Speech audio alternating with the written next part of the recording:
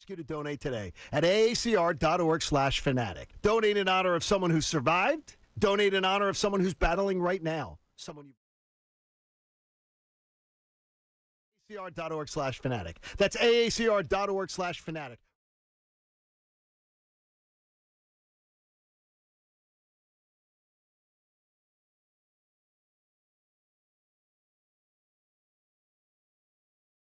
We're talking wings, baby. So fly to Popeye's Fly and fill up on wings and 7 delicious flavors.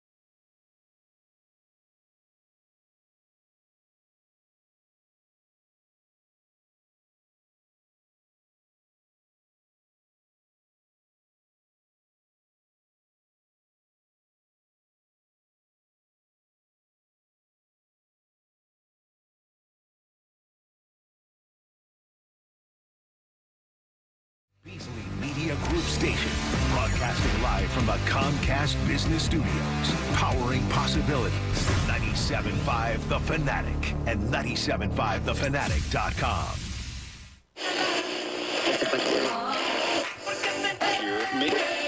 Mike Missanelli, Philadelphia Sports Talk, 97.5 The Fanatic and 97.5thefanatic.com.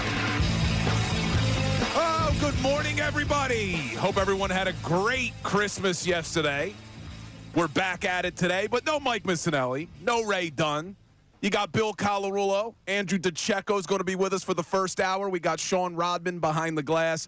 But we got a great show today. There's so much to talk about because it feels like it's been a year since the Eagles collapsed in the fourth quarter against the Washington Commanders. But there's a game on Sunday, and a big game.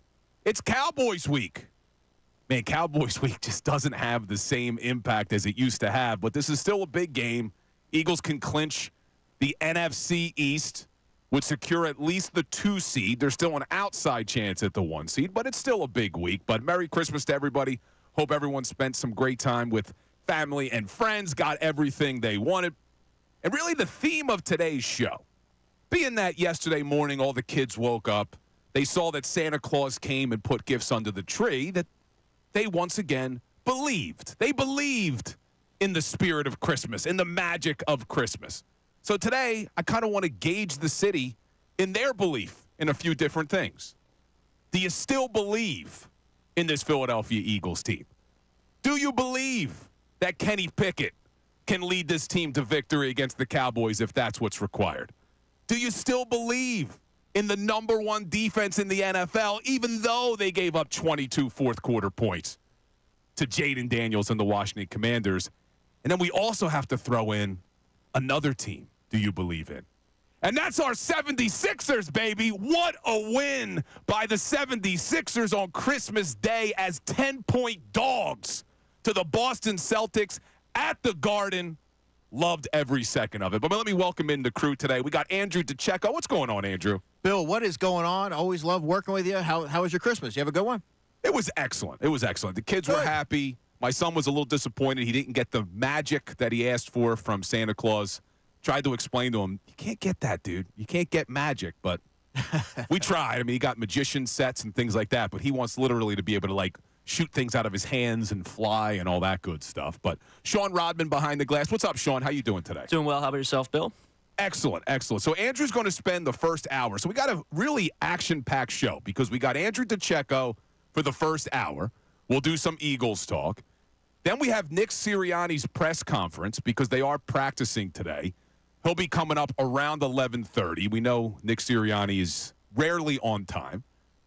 Then at 12 o'clock, we're going to do a special News at Noon. No Ray Dunn today, so Sean Rodman's going to take a shot at the News at Noon. And then 1 o'clock, my man Kevin Cooney is going to be in with me for the final hour. So a lot going on, a lot to discuss.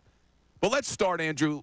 You and I haven't had an opportunity to really react to what happened to the Washington Commanders and the Philadelphia Eagles at the end of that football game. And like I said, it feels like we are so far removed from it. But I do want to talk about that defense because you're literally talking about the best defense in the NFL. I mean, in this 10-game winning streak before they lose to the Commanders, they held every team to 20 or fewer offensive points, which is impressive in of itself. But then, equally unimpressive, they let the Commanders score 22 in the fourth quarter. They had only given up 8 touchdown passes during that 10-game winning streak. 3 of them were in garbage time. They let Jaden Daniels throw 3 of them in the fourth quarter. So before I get your answer, Vic Fangio, when he gave his press conference on Tuesday, he was asked, do you believe that this team can bounce back, that this defense will bounce back? And this is what Vic Fangio had to say. I think they will. It's a resilient group. After winning so many in a row, you got to be able to bounce back. And I believe our group will. So Fangio always short and sweet, man, right to the point. But he says this defense is a resilient group. And here's my question for you. Well, how do we know that they're resilient? Because they're so damn young. I mean, you got guys like Quinyon Mitchell, who's obviously a rookie. Cooper DeJean, who's a rookie. You have Jalix Hunt, who's a rookie. Nakobe Dean really hasn't played starter minutes until this season. Zach Bond's never played that position. Jalen Carter in his second year. So you have all these younger guys. I mean, how do we know that they're a resilient group? Well, the first thing I would point to is how they responded after that Tampa Bay Buccaneers game, where the season could have very easily gone on a skid. They responded favorably, and I think players started to really settle in. They pick each other up. We talked, I think you and I maybe have talked about this the last time we did Birds Extra, but they've allowed teams to march down the field, whether it be the Panthers, whether it be the Commanders most recently, the Falcons, the Jags, but they find ways to get a stop. Nakobe Dean with the interception against the Jaguars game. Obviously, the Atlanta Falcons game did not work out in their favor, but they find ways, more often than not, Bill, to atone for whatever shortcomings they have to allow them to run down the field. So those are the only really examples that you have to point to because they've been such a dominant unit through the Eagles' 10-game win streak. Yeah, and I said this in the immediate reaction, too. I just felt like Sunday against the Commanders, it was such a fluky game. It was just a weird, fluky game. Substitution errors. Yeah, because there was injuries to players. The whole Chauncey Gardner-Johnson getting ejected, which I do want to talk with you in a second about that as well. But it just seemed like a fluky game. And I think this is a reason why, I've said this before, like there's a reason why teams don't go 17-0. There's a reason why the Eagles had never won 10 straight games before in franchise history because it's so hard to do it every single week. And I felt like the defense was maybe due for a little bit of a down game. I didn't expect it to fall apart as badly as it did in that fourth quarter, but you didn't expect them to maybe continue to play at the dominant level they've played because that's what they've been, man. I mean, they've been flat out dominant since Tampa Bay. Absolutely. So I would point to, we talked about the substitution error that led, of course, to the Olamide Zaccheaus 49-yard touchdown where Slay was running on, but then he ran off because he saw that there was Isaiah Rodgers and Keely Ringo out there. Also, there's a lot of players shuffling in and out of the lineup. Josh Sweat left at a left forward time. Jordan Davis left. C.J. Gardner-Johnson got ejected. Slay left for a while. So when you're shuffling all those players in and out and you have an offense that was going no huddle, they were doing some different things to put pressure on the Eagles defense. I think all of that led to some of the shortcomings that we saw on Sunday, but that's not who the Eagles defense, that's not what they are. That's not what they've done. All we have to go off of is what we've seen for most of the season, and they've been an elite defense, and I look no further than how they fared against the Baltimore Ravens. That is what this defense is. Yeah, they have been an elite defense, and they're still on track to finish as the number one defense in the NFL, which would be the first time since 1991 that the Eagles had the number one defense, which is crazy to think because they had some really good defenses with Jim Johnson as the defensive coordinator. Early We remember 2000s, yeah. Yeah, remember all those years they were that good, but this could be the first time they finished number one since 91. But the reason I'm having this conversation, and it starts with the defense, is I'm sure like everybody else out there, you saw a lot of family on Christmas Eve and Christmas Day. And I was shocked by how many family members were saying to me that they were worried that this was another collapse. Here we go again. And letting last season, what happened down the stretch, creep in. I literally had people say to me, I think they're going to lose to Dallas and New York. You're going to have another collapse like you did last season, and then I think Sirianni should be gone. I'm like, are you kidding me? Their starting quarterback played 4 minutes, maybe a little over 5 minutes. He threw the ball 4 times. If Hurts plays in that football game, as bad as the defense played, and I don't want to necessarily let them off the hook because they have to learn from that game, but if Hurts plays in that game, it's not close. They probably put 50-plus on the scoreboard. And, Bill, did you give them some counsel? Did you tell them that everything is going to be okay? I tried, man. I tried, and especially when I would say, well, look, they're starting quarterback. Well, that shouldn't matter. So, what do you mean it shouldn't matter? It's the most important position in sports. And you and I both, I think, have said, and we'll get into this coming up next, Kenny Pickett didn't play that badly. No, he didn't. But I think both things can be true. Kenny Pickett didn't play that badly as a backup quarterback. But at the same time, you could acknowledge that if Jalen Hurts played, like you just said, they may drop 50 points because of what Jalen Hurts does for that offense and how he lets that offense just function at such a high level. Because you saw the ripple effect. When Hurts comes out of the game, it's not only the passing game. What it did to the rushing attack was unbelievable. To see Saquon Barkley pretty much get shut down in that second half because Commanders adjusted. They basically said, okay, look, we know Kenny Pickett's not going to beat us with his arm down the field. He's not going to throw the ball down the field in these explosive plays. We're going to load the box. I didn't love the game plan where they kept going heavy personnel and playing right into what the Commanders were doing, which was loading the box. But now that you have a full week to prepare, they can figure out a better game plan for Kenny Pickett. Because when you think backup quarterback, I know everybody immediately thinks Nick Foles. Well, think about his first couple games as the starter that year. And then when Doug Peterson, DeFilippo got together with Frank Reich and said, all right, let's figure out the best game plan to take advantage of Nick Foles' skill sets. Rest is history, man. 2017 Super Bowl champs, MVP Nick Foles. But we'll talk about Kenny Pickett coming up. We'll talk about this Philadelphia Eagles team. I want to hear from all of you, though. Do you still believe? And I'm not talking about Santa Claus. I'm talking about the Philadelphia Eagles because far too many people told me on Christmas Eve that they're worried about this team. This is still the best team in the NFC. So we'll continue the Eagles conversation, and we're not going to forget to talk about the 76ers going into the Garden and knocking off the Boston Celtics. Keep it here. We'll be right back. Philadelphia 76ers.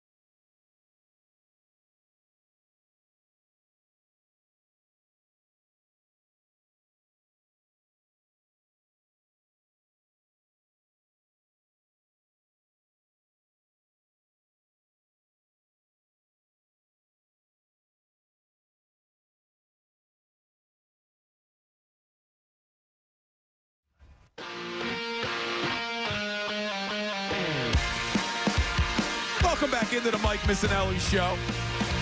You got Bill Colarulo, so only 1/3 of the normal show. Mike and Ray are off today. But fret not, because we got an all-star cast. We got Andrew DeCecco here with me for the first hour. Sean Rodman behind the glass. Kevin Cooney's going to be joining me at the 1 o'clock hour. And my man Nick Sirianni will be giving his press conference at 11:30, so we'll run that in its entirety.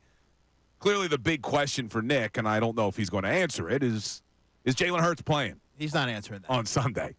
So yesterday, Adam Schefter and I think a few other NFL reporters tweeted out that Jalen Hurts did not practice yesterday on Christmas Day, and people just immediately started, oh, well, he's not playing. And they didn't clarify, like the good reporters did, that it was an estimate because none of the Eagles practiced. They did not practice yesterday. Yeah, none of the Eagles practiced. That's kind yesterday. of important. It was kind of deceiving because you get this report from Adam Schefter. Jalen Hurts did not practice. Kenny Pickett was limited.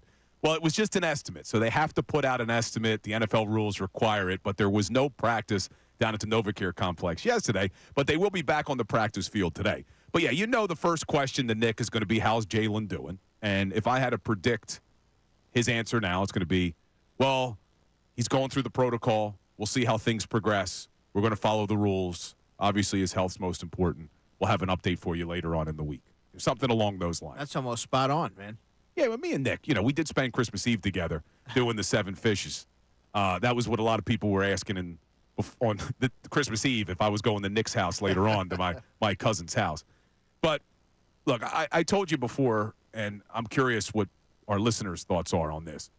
I had so many people say to me on Christmas Eve that they were worried that this loss to the Commanders is now going to start the landslide like you saw last season. And, Andrew, maybe I'm being naive here, man, but I don't see that at all with this Eagles football team. It was such a different season last year. There were so many different factors at play that resulted in that quote-unquote collapse. And now you didn't have your starting quarterback. Yeah, you don't love to see what the defense did in the fourth quarter, but without your starting quarterback, how can we fairly judge what happened against the Commanders? And if you go back, what I kept trying to tell people, go back to 2022. As good as that team was, Jalen gets hurt in that Chicago game. They end up losing the next two with Gardner Minshew. And Minshew didn't play poorly in those games, but it's just different when your backup quarterback's in the game. Right. And when they lost to the Commanders that year, Bill, was that a collapse? Did that start a slide? No, not at all. They came back and they responded, and we know how that season ended. They got to the Super Bowl. But I think if this Eagles team has showed you anything over the sample size of the season, it's that they're going to be ready to play every Sunday. They focus on going 1-0. Their detail and preparation never wavers. That starts with Nick Sirianni. There's a leadership there that is, and a chemistry in that locker room that wasn't anywhere close to what was there last season. There's a close-knit approach, whether it be tight ends, whether it be linebackers, receivers, and this defense wasn't anywhere close to the defense of last year. This is the NFL's best defense, and I think that when you're looking at it with a backup quarterback, you have to take that into consideration. This team is going to be just fine. I believe they will take care of business with Kenny Pickett on Sunday, and they should be able to handle the Cowboys, I would say, pretty handedly. Yeah, I'm with you on that, too. And I want to get back to the questions about the backup quarterback and whether or not people believe that Kenny Pickett can lead them to victory at home against Dallas. But before we do, we usually talk a lot of Eagles. Did you watch that Sixers game yesterday? Yeah. We'll get back to the Eagles in a second because I do want to get into the backup quarterback, and it is Cowboys week. So I'm getting some heat on YouTube right now because I said last week, or earlier this week, it feels like it was last week because we all had off yesterday. Mike asked me on Christmas Day, are you going to watch Sixers Celtics at 5 o'clock, or are you going to watch NFL football? Now, I'm lucky I could do the two-screen thing, but I said I'll probably be focused more on NFL football. Well, that was before Baltimore just completely crushed the Houston Texans. I mean, that game was over before it even started. It was ridiculous. So I did tune in for Sixers Celtics. Now, you're a football guy. Sure. Big football guy. Where were your eyes? Were you watching Baltimore-Houston, or were you watching the Sixers upset the Celtics at the Garden? So I was mostly fixated on the NFL, but given what the Sixers were able to do when we all counted them out pretty much, we thought that if they could just keep it close and competitive, that was going to be considered a win. But, Bill, to win 118 to 114, tied at 82 going into the fourth, they ran on an 18-4 run. They almost squandered the lead. They almost blew it. They almost did squandered almost it blow now. it. But I think for them to get the performance that they did out of their stars, that's key. Joel Embiid, 29 points. Maxey, I was really impressed with his confidence and his fearlessness, really directing traffic and providing swarming defense. He really impressed me. That was my main takeaway coming off that game. But I think that's a collective team win. I mean, I don't know like what more. Like Caleb had 7 threes in that game, so that was a collective effort that I think that they can build off of. Just like my daughter, who was questioning her belief in Santa and then came down the steps on Christmas morning and saw all of the presents and her belief was renewed, my belief may be renewed in this 76ers team. Man, I don't want to overreact. I don't want to overreact to just one game, but they're 7-3 in their last 10. And maybe even more exciting, the win was big. You go to Boston. They're a very good basketball team, as we know. But Caleb Martin gave you exactly what I was excited about. When they signed Caleb Martin in the offseason, this is what I was excited about. That, yeah, everyone, the big three. You got George, Embiid, and Maxey. Now, Paul George actually didn't play that well yesterday. No. But you had the big three, but it was going to be the other pieces. Caleb Martin drops a career-high 7 threes yesterday. He always kills Boston for whatever reason. But it's not just me saying that maybe I have this new belief in the 76ers. I was looking at the odds this morning, and granted, their odds are still a long shot to win the Eastern Conference, but you're telling me there's a chance because now they have the 6th best odds. So you got the Celtics, obviously, as the favorite as at -105. Then you have the Knicks, the Cavs, the Bucks, the Magic, and then right there, your Philadelphia 76ers. The season was over a couple of weeks ago. Maybe not quite yet. Look, I think the season's still early enough where they could make something of it. Now, what does that mean? Could they win a series in the playoffs? Perhaps. Would that be considered a win for a lot of the fans out there? I don't know, just given how that roster has been assembled.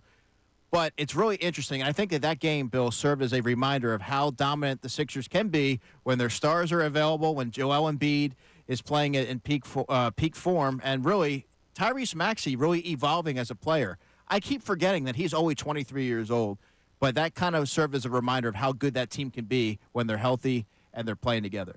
Yeah, 33 points for Maxey, 12 assists. The crazy part was season low 6 giveaways for the Sixers. 4 of them came in the last 3 minutes and 20 seconds. Yeah, when you were talking about they were almost squandering that lead. They got to tighten that up, yeah. 4 turnovers in the last 3:20. But I will take it. Hey, maybe this is the turning point of this season where they can start to go on a run a little bit and at least get back into that top 6 because it's crazy. They're 11-17, but they're only 3.5 game back of the 6th seed, which is the Miami Heat, and we don't know what's going on. Is Jimmy Butler getting shipped out of there? So that's another question for the listeners. You could text, you could call. Do you believe in this Sixers team now? Are they making you believers? So we'll talk some more Sixers, but I also want to get our football guy Andrew DeCecco's opinion about whether or not Kenny Pickett can lead this Eagles team to victory because it is Cowboys week, although it doesn't feel like it. So keep it here. We'll be right back. Fanatic Sports Update. Who will start at quarterback this week? I'm Sean Rodman, and this update is driven by Gary Barbera. Barbera the best? Boy, I guess. Vote for our man, Brandon Graham, and Coach St. Nick Picks Barbera. Gary Barbera has one more thing to say. Happy holidays. Yesterday's practice was only an estimation, but Jalen Hurts was estimated as a do not participate. Listed as his finger and concussion. Kenny Pickett is expected to be ready for Sunday after getting banged up on Sunday. He was limited yesterday in an estimation.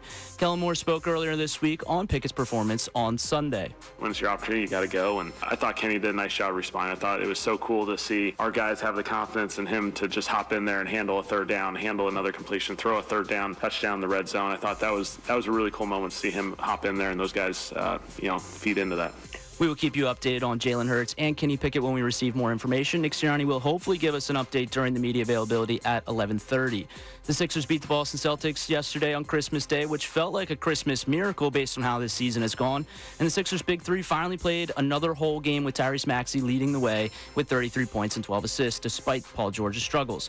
Sixers have won 7 of the last 10 and now are 1 game out of a play-in spot. Sixers now head west for a 5-game road trip. This update is also sponsored by PayPal. Get exclusive exclusive cashback offers in the app and with the PayPal debit card. Stack 5% more in your chosen monthly category on up to $1,000 in purchases. Don't just pay, PayPal. I'm Sean Rodman, the host of the 76ers and Flyers. 97.5 The Fanatic, 97.5thefanatic.com.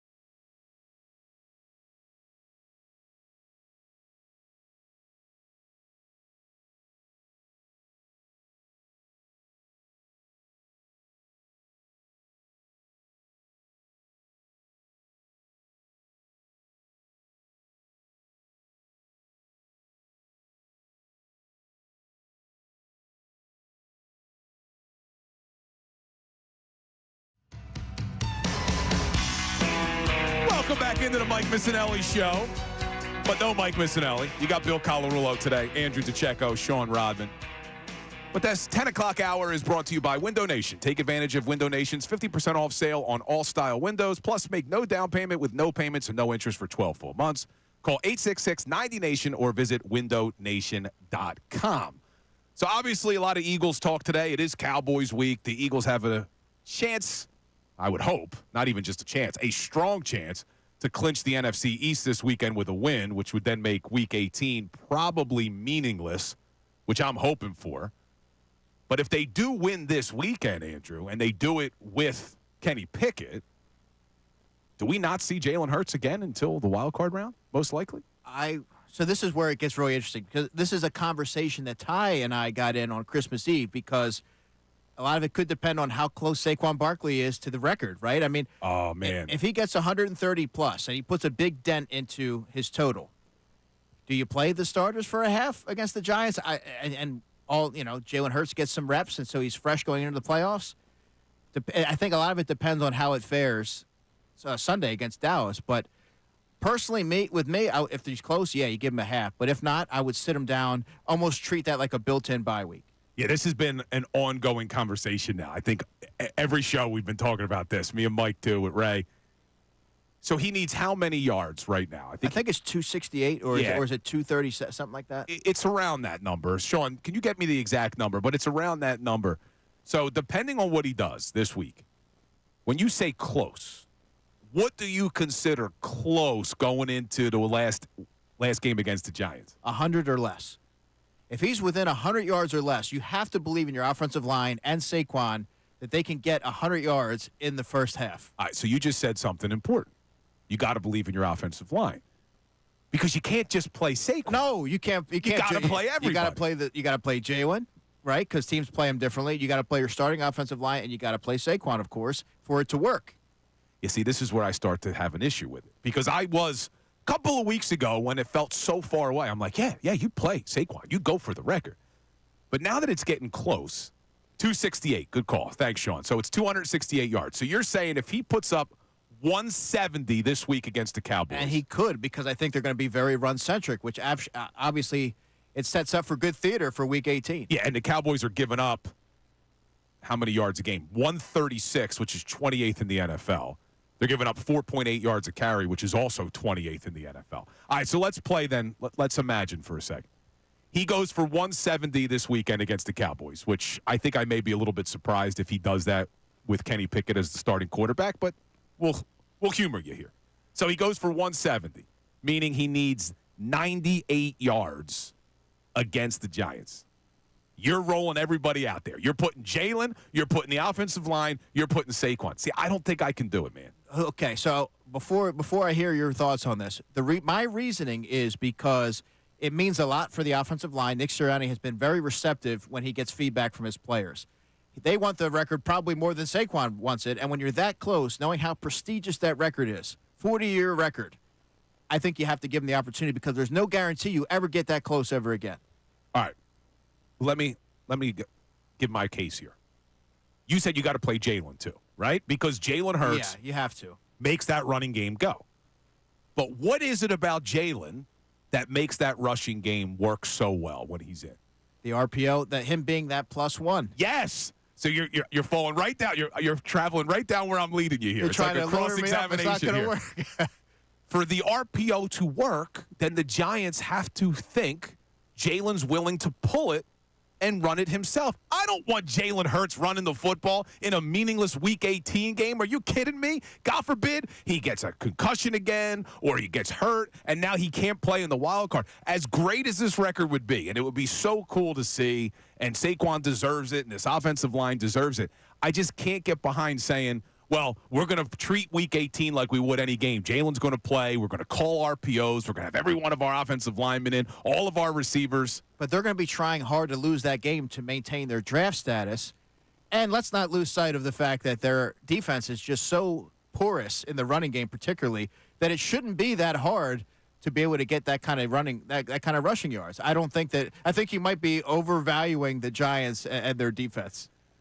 I also would like to see the Giants win Week 18 if it doesn't matter for the Eagles. Because if the Eagles are locked in at the 2 seed, let the Giants win Week 18, because they could fall from being the number 1 draft pick to like all the way down to number 7. Don't let them get that quarterback. Don't let them figure out their franchise. Let's keep them as the worst team in the NFL. They're going to try to lose that game. But then again, you also have to worry about this, Bill. You may get a team that plays a little bit chippy, maybe plays beyond the whistle because they have nothing to play for, because they don't want Saquon Barkley to get that record, and because the Eagles are a division rival, that you maybe worry about putting your players in harm's way. So you said playing beyond that whistle. That's another topic I kind of wanted to get in with you because I think the difference between this year's team and last year's team, we were talking about some people have those concerns, but the difference between this year's team, they have that dog in them on defense. They have that chip on their shoulder. They have that after San Francisco came in here last year and just completely punched him in the mouth, nobody responded. Well, the Eagles have players who will respond now, but it's that fine line because you had Chauncey Gardner-Johnson get ejected. You've had Jalen Carter get these dumb personal foul penalties. Do you think they're going to be able to figure out where that line is before the playoffs? Because if I'm one of these teams they see in the postseason, if I'm the head coach for whatever team they play in the wild card, I'm saying to them, irritate these guys. Get in their ear. Talk trash. Try to get them to react because they've shown maybe they're going to be a little undisciplined. Yeah, and you know that there's going to be an offensive lineman out there in the postseason that's going to flop if Jalen Carter's anywhere in their vicinity trying to draw a call. But what I would also say is the edge in which Jalen Carter plays, the toughness, the ferocity, same thing with C.J. Gardner-Johnson. It's a big part of what makes this defense work because they have that bully ball style mentality. So you don't want to take that away from them because that's also what makes them special. So you have to find that balance where you can take it all the way up to that line, but don't cross it because you can't let your emotions get in the way and be selfish because you're so instrumental to that defense and how it functions. I think Vic Fangio will be an instrumental part in making sure that they sort of button it up and they know exactly where that line is. Yeah, I hope you're right because fair or unfair, players develop a reputation. And when the referee looks over and you see Jalen Carter push the commander and the guy's flopping like Wembanyama was the other day, they're going to call the penalty because, it's Jalen Carter. Right? So he has that reputation. Whether You're now marked. Exactly. You're marked. Exactly. Well, we'll continue that conversation, but we got a special caller on the line, man. We got to get to our man Greg from Bethlehem who always checks in with us. What's up, Greg? Merry Christmas, my brother. Yeah, same to you. How you feeling, man? You're not no man else today, good. right? We're recovering today. Yeah, none since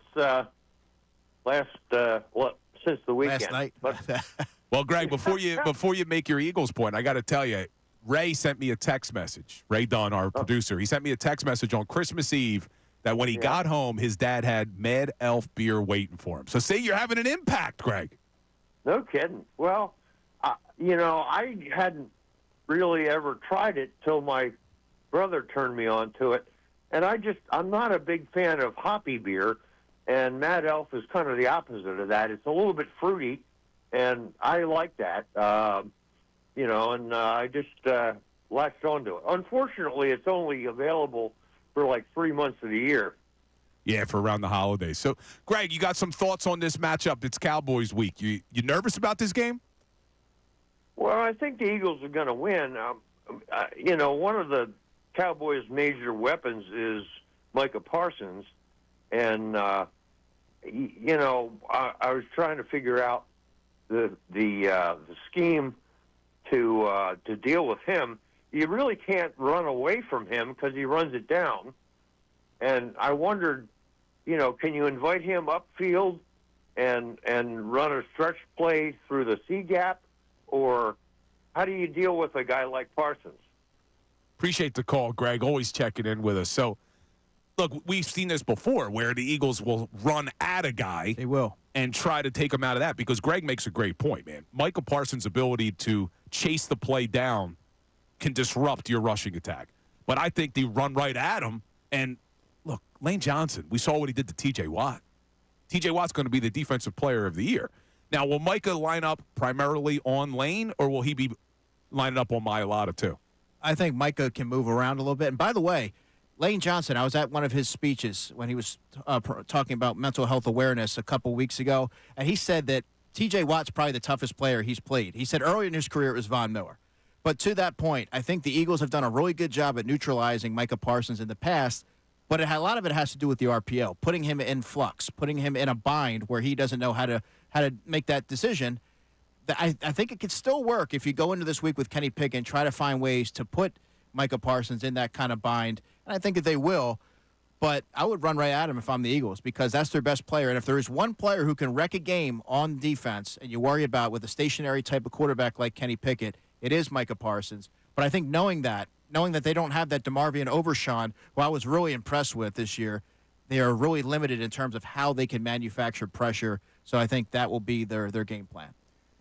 Yeah, I'm with you, man. I mean, Micah can certainly take a game over. I just don't see this defense having enough playmakers to stop the Eagles' offense, even with potentially Kenny Pickett. And, I mean, I think we both agree it's Kenny Pickett this week, right? I don't see Hurts getting out of the concussion protocol. It's tough. It's tough. I mean, it's not up to him to play. If it were up to him, he'd be playing this week, but it's one of those things where the protocol is what it is. They prioritize player safety, and if he's not cleared, he won't be able to go. So the question becomes Kenny Pickett with the rib injury. Kenny Pickett is going to speak today. It'll be interesting to hear from him where he is in terms of the rib injury and what his sense is for Sunday, but he will be the guy, for all intents and purposes. So Kellen Moore spoke to the media on Tuesday, and he was kind of asked what that process looks like for your backup quarterback, Kenny Pickett. Do you have confidence in him? This was Kellen Moore. Sean, can you play Moore too? I think the unique aspect of backup quarterbacks in this league is truly you have to prepare like the starter, and you never know when your opportunity is going to present itself. And when they present themselves, sometimes they can be challenging circumstances, unique circumstances, but when it's your opportunity, you got to go. And I thought Kenny did a nice job responding. I thought it was so cool to see our guys have the confidence in him to just hop in there and handle a third down, handle another completion, throw a third down touchdown in the red zone. I thought that was a really cool moment to see him hop in there and those guys, feed into that. So an interesting thing in there, and he says you have to prepare as a backup quarterback like you're going to be the starter. But Kenny Pickett and Jalen Hurts are such different style quarterbacks. And I think this goes back to in the offseason why a few people were upset that the Eagles made the trade for Pickett as opposed to bringing in a Justin Fields. Or retaining Marcus Mariota even. Or even a Mariota, because both Mariota and Fields would have the ability to run this RPO. They have the rushing ability like a Jalen Hurts does. They're nowhere near as good as Jalen Hurts. Sure. But they could run a similar offense. When Kenny Pickett comes into that game against Washington, Kellen Moore can't call the game the same way he would when Jalen Hurts is in the game. And that's why I felt like under the circumstances, Pickett didn't play badly. I know he throws the bad interception. It leads right to 7 points for the Commanders. But he did enough as the backup quarterback who they didn't game plan for him to be running those plays. He did enough to win. Yeah, absolutely. Context is important when you're assessing the play of a backup quarterback. He comes in, he converts on a 3rd and 7 right off the bat, cold off the bench, goes 3 for 3 for 20 yards with the touchdown to A.J. Look, did I think he took some really bad sacks and didn't throw the football away? Absolutely. But those are issues that are going to always be at the forefront when you're talking about a backup quarterback. He performed, Bill, as I expected a backup quarterback to play, and now he has a week not only with the first-team offense, but also working with Kellen Moore and how they're going to structure the offense and tailor it around his strengths. And they found a way to do it with Gardner Minshew and Nick Foles. So I think that Kenny Pickett, who has a little bit more athleticism to him, should be able to be just fine. So you're no worries this weekend against the Cowboys. You have any concerns that if Kenny Pickett's in there, that they could lose this game to the Dallas Cowboys and then make Week 18 an actual must-win? Oh, it could certainly happen. I just don't think it's going to be likely because I ultimately feel that talent will prevail in this case. Kenny's smart. He peppered A.J. Brown with targets. I think Devontae Smith's going to have a really big game this week going against probably Amani Oruwariye, who is a longer corner, but he's awfully grabby, kind of like a Marshawn Lattimore. But I just think that Kenny is going to lean heavily on Saquon Barkley. I think that's what the game plan is going to call for and limit his exposure in terms of throwing the football. If they're able to do that, they should win this game. If they make him become a gunslinger, which he's not really equipped to do, that's where problems could arise. Yeah, I think I'm with you, but I do want to see them not make him a gunslinger, but I think I would open things up and probably get Shaq Barrett retired. Oh, sorry. News, Dolphins are waiving Shaq Barrett from retired injured list per Shefty. So he'd have to clear waivers now. Would the Eagles be interested in him since they're light at the edge rusher position? Someone else may claim him, though. That's the problem. Probably. And I think getting Bryce Huff back is going to be a bigger deal for the Eagles than some are really giving it credit for. Has he lit the world on fire? No, but quietly he has been performing a lot better before he got the injury. Despite what the stats will tell you, he was getting good burst off the line. And I think that when you add a player like that, who was their big ticket free agent signing late in the season. It's almost like a trade. So we'll find out if Bryce Huff, because the practice window's open, but does he play this week? We'll see. But back to the point about Kenny Pickett, not that I want them to be a gunslinger this weekend, but I don't want them to be so predictable like they were against Washington, where you're coming out with 12 personnel. They had both Calcaterra and Uzama on the field. They played right into the hands of what the Commanders wanted to do. Let's load the box. Maybe spread them out a little bit more. Let Kenny Pickett throw the ball a little bit. It doesn't have to push it down the field, Right. maybe, but design some plays to get A.J. and Devontae open in space, which they kind of started to do a little bit in that game. Devontae drops the slant route that would have sealed the game. But I don't want them to be too predictable, is my point. Let Kenny Pickett throw the ball. He's not a great quarterback, but to me, Kenny Pickett is a perfect backup. He has the ability to win games. He's shown that in Pittsburgh. He won football games. He's not your franchise quarterback. I don't think he's a dynamic player, but he can win you a game, and that's all you need from your backup quarterback. 100%. Win one game when your starter's out. 100%. And, Bill, I mentioned this with Connor on the morning show, but backup players seem to get a lot more hate and a lot more scrutiny than star players when they're underperforming. And I look at Kenny Pickett, who I didn't think played a terrible game. I didn't think he was great. There were certainly holes in his game. But Tristan McCollum's another player that he was put in a really tough spot. If C.J. Gardner-Johnson doesn't get thrown out of that game, it's not an issue. But Tristan's thrown in there in a game that the defense in it is really reeling, and he gave up some big plays in that game. But he's not even on the field if one of their defensive leaders has a little bit more poise in that moment. All right, so I was waiting for this. YouTube chat just hit it with us. I already got this from a lot of family members. Give Tanner McKee the start. Oh, boy. Me and you see eye to eye on this, man. See, like a lot of people have seen Tanner McKee in the preseason perform fairly well. Give the kid credit, perform well in the preseason. What they're not realizing is he was literally playing against third stringers on other teams, guys that aren't even on NFL rosters right now. So, yes, Tanner McKee did well in the preseason. I am not starting Tanner McKee. Absent an injury to Kenny Pickett, I'm not starting Tanner McKee. I've had people say they got to start McKee this week. In a critical game like this? I mean, how? Based on what? Like, what gives you that confidence that Tanner McKee can capably lead an offense going against fellow first-teamers when all you have to base it off of is how he fared against third-teamers in the preseason? They went out and got Kenny Pickett for a reason, Bill, because Tanner McKee still needed time. He still needed seasoning and time to marinate, so he's not quite ready yet to have the reins turned over. Maybe next year we're having a different conversation, but it's going to be Kenny Pickett. Yeah, man, I'm with you on that. But if there's anybody out there who wants to make the case that Tanner McKee should start on Sunday if Jalen Hurts isn't ready to play, I would love to hear from you, because outside of what you saw from Tanner McKee against third stringers in the preseason, where they're not even game planning to stop your offense, what have you seen from Tanner McKee that would lead you to believe he could lead this team to victory more than a Kenny Pickett could, who actually has NFL starting experience in a tough division like the AFC North? So you can get in on that conversation, 610-632-0975. But sad news, we got to say goodbye to our man, Andrew DeCecco. But you're going to be back here tomorrow on what, the morning show or the... 1 hour in the morning show from 8 to 9, and then I'm co-hosting Best Show Ever with Kevin Cooney.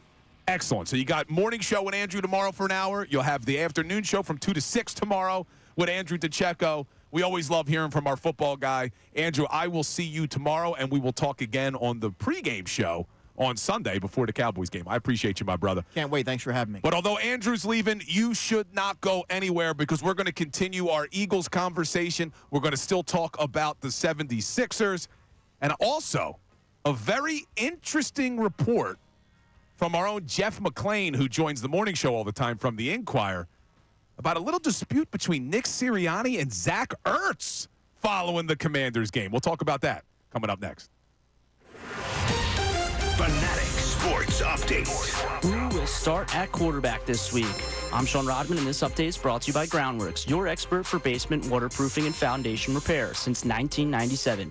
Book your free inspection at groundworks.com. Yesterday's practice was only an estimation, but Jalen Hurts was estimated as a non-participant, listed as his finger and a concussion. Kenny Pickett is expected to be ready for Sunday after getting banged up last week against the Commanders. This was Kellen Moore, who spoke earlier in the week on Pickett's performance on Sunday. When it's your opportunity, you got to go. And I thought Kenny did a nice job responding. I thought it was so cool to see our guys have the confidence in him to just hop in there and handle a third down, handle another completion, throw a third down, touchdown in the red zone. I thought that was a really cool moment to see him hop in there and those guys, feed into that. We will keep you updated on Jalen Hurts and Kenny Pickett when we receive more information. Nick Sirianni will hopefully give us an update during his media availability at 11:30. The Sixers beat the Boston Celtics yesterday on Christmas Day, which felt like a Christmas miracle based on how the season has gone. The Sixers' big three played the whole game with Tyrese Maxey leading the way with 33 points and 12 assists, despite Paul George's struggles. This update is also brought to you by Mattress Firm. Score deep discounts and deeper sleep during Mattress Firm's semi-annual sale and clearance. Get up to 60% off select mattresses and more. Plus, get a free adjustable base on qualifying purchases. I'm Sean Rodman on the home of the 76ers and Flyers, 97.5 The Fanatic and 97.5thefanatic.com.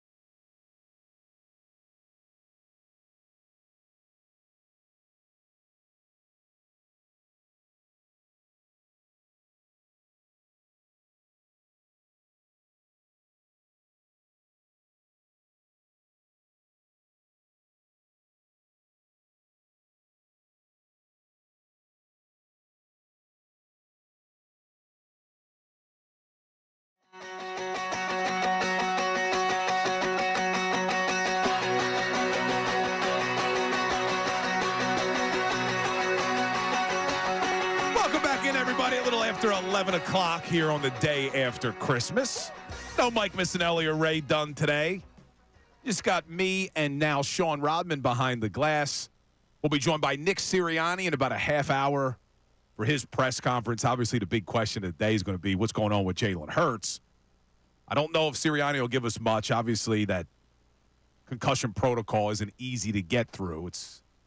You can do it. It's not impossible to get through the concussion protocol in a week and be ready for the game on Sunday, but you haven't seen it often this year. So most likely we're looking at Kenny Pickett this weekend. So we're having some conversation today about, do you believe in Kenny Pickett? Do you think he can do enough to beat the Dallas Cowboys on Sunday? Because as bad as the Cowboys have been, they have won 4 of their last 5. They're playing better football. For whatever reason, they're inspired, which may save Mike McCarthy's job, and I think that's probably a good thing if you're an Eagles fan. But Dallas has been winning.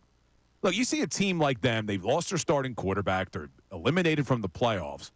The fact that they're still playing for their head coach may save his job. He may get another contract. And like I said, I think that would be a good thing for the Eagles because I don't see Mike McCarthy doing anything with them, but we'll see what Jerry Jones does. Wouldn't be shocking either way if he rehires them or if they move on. And then it'll be interesting to see who they do go out and hire. But talking about head coaches, man. So an interesting story that I missed following the Commanders game.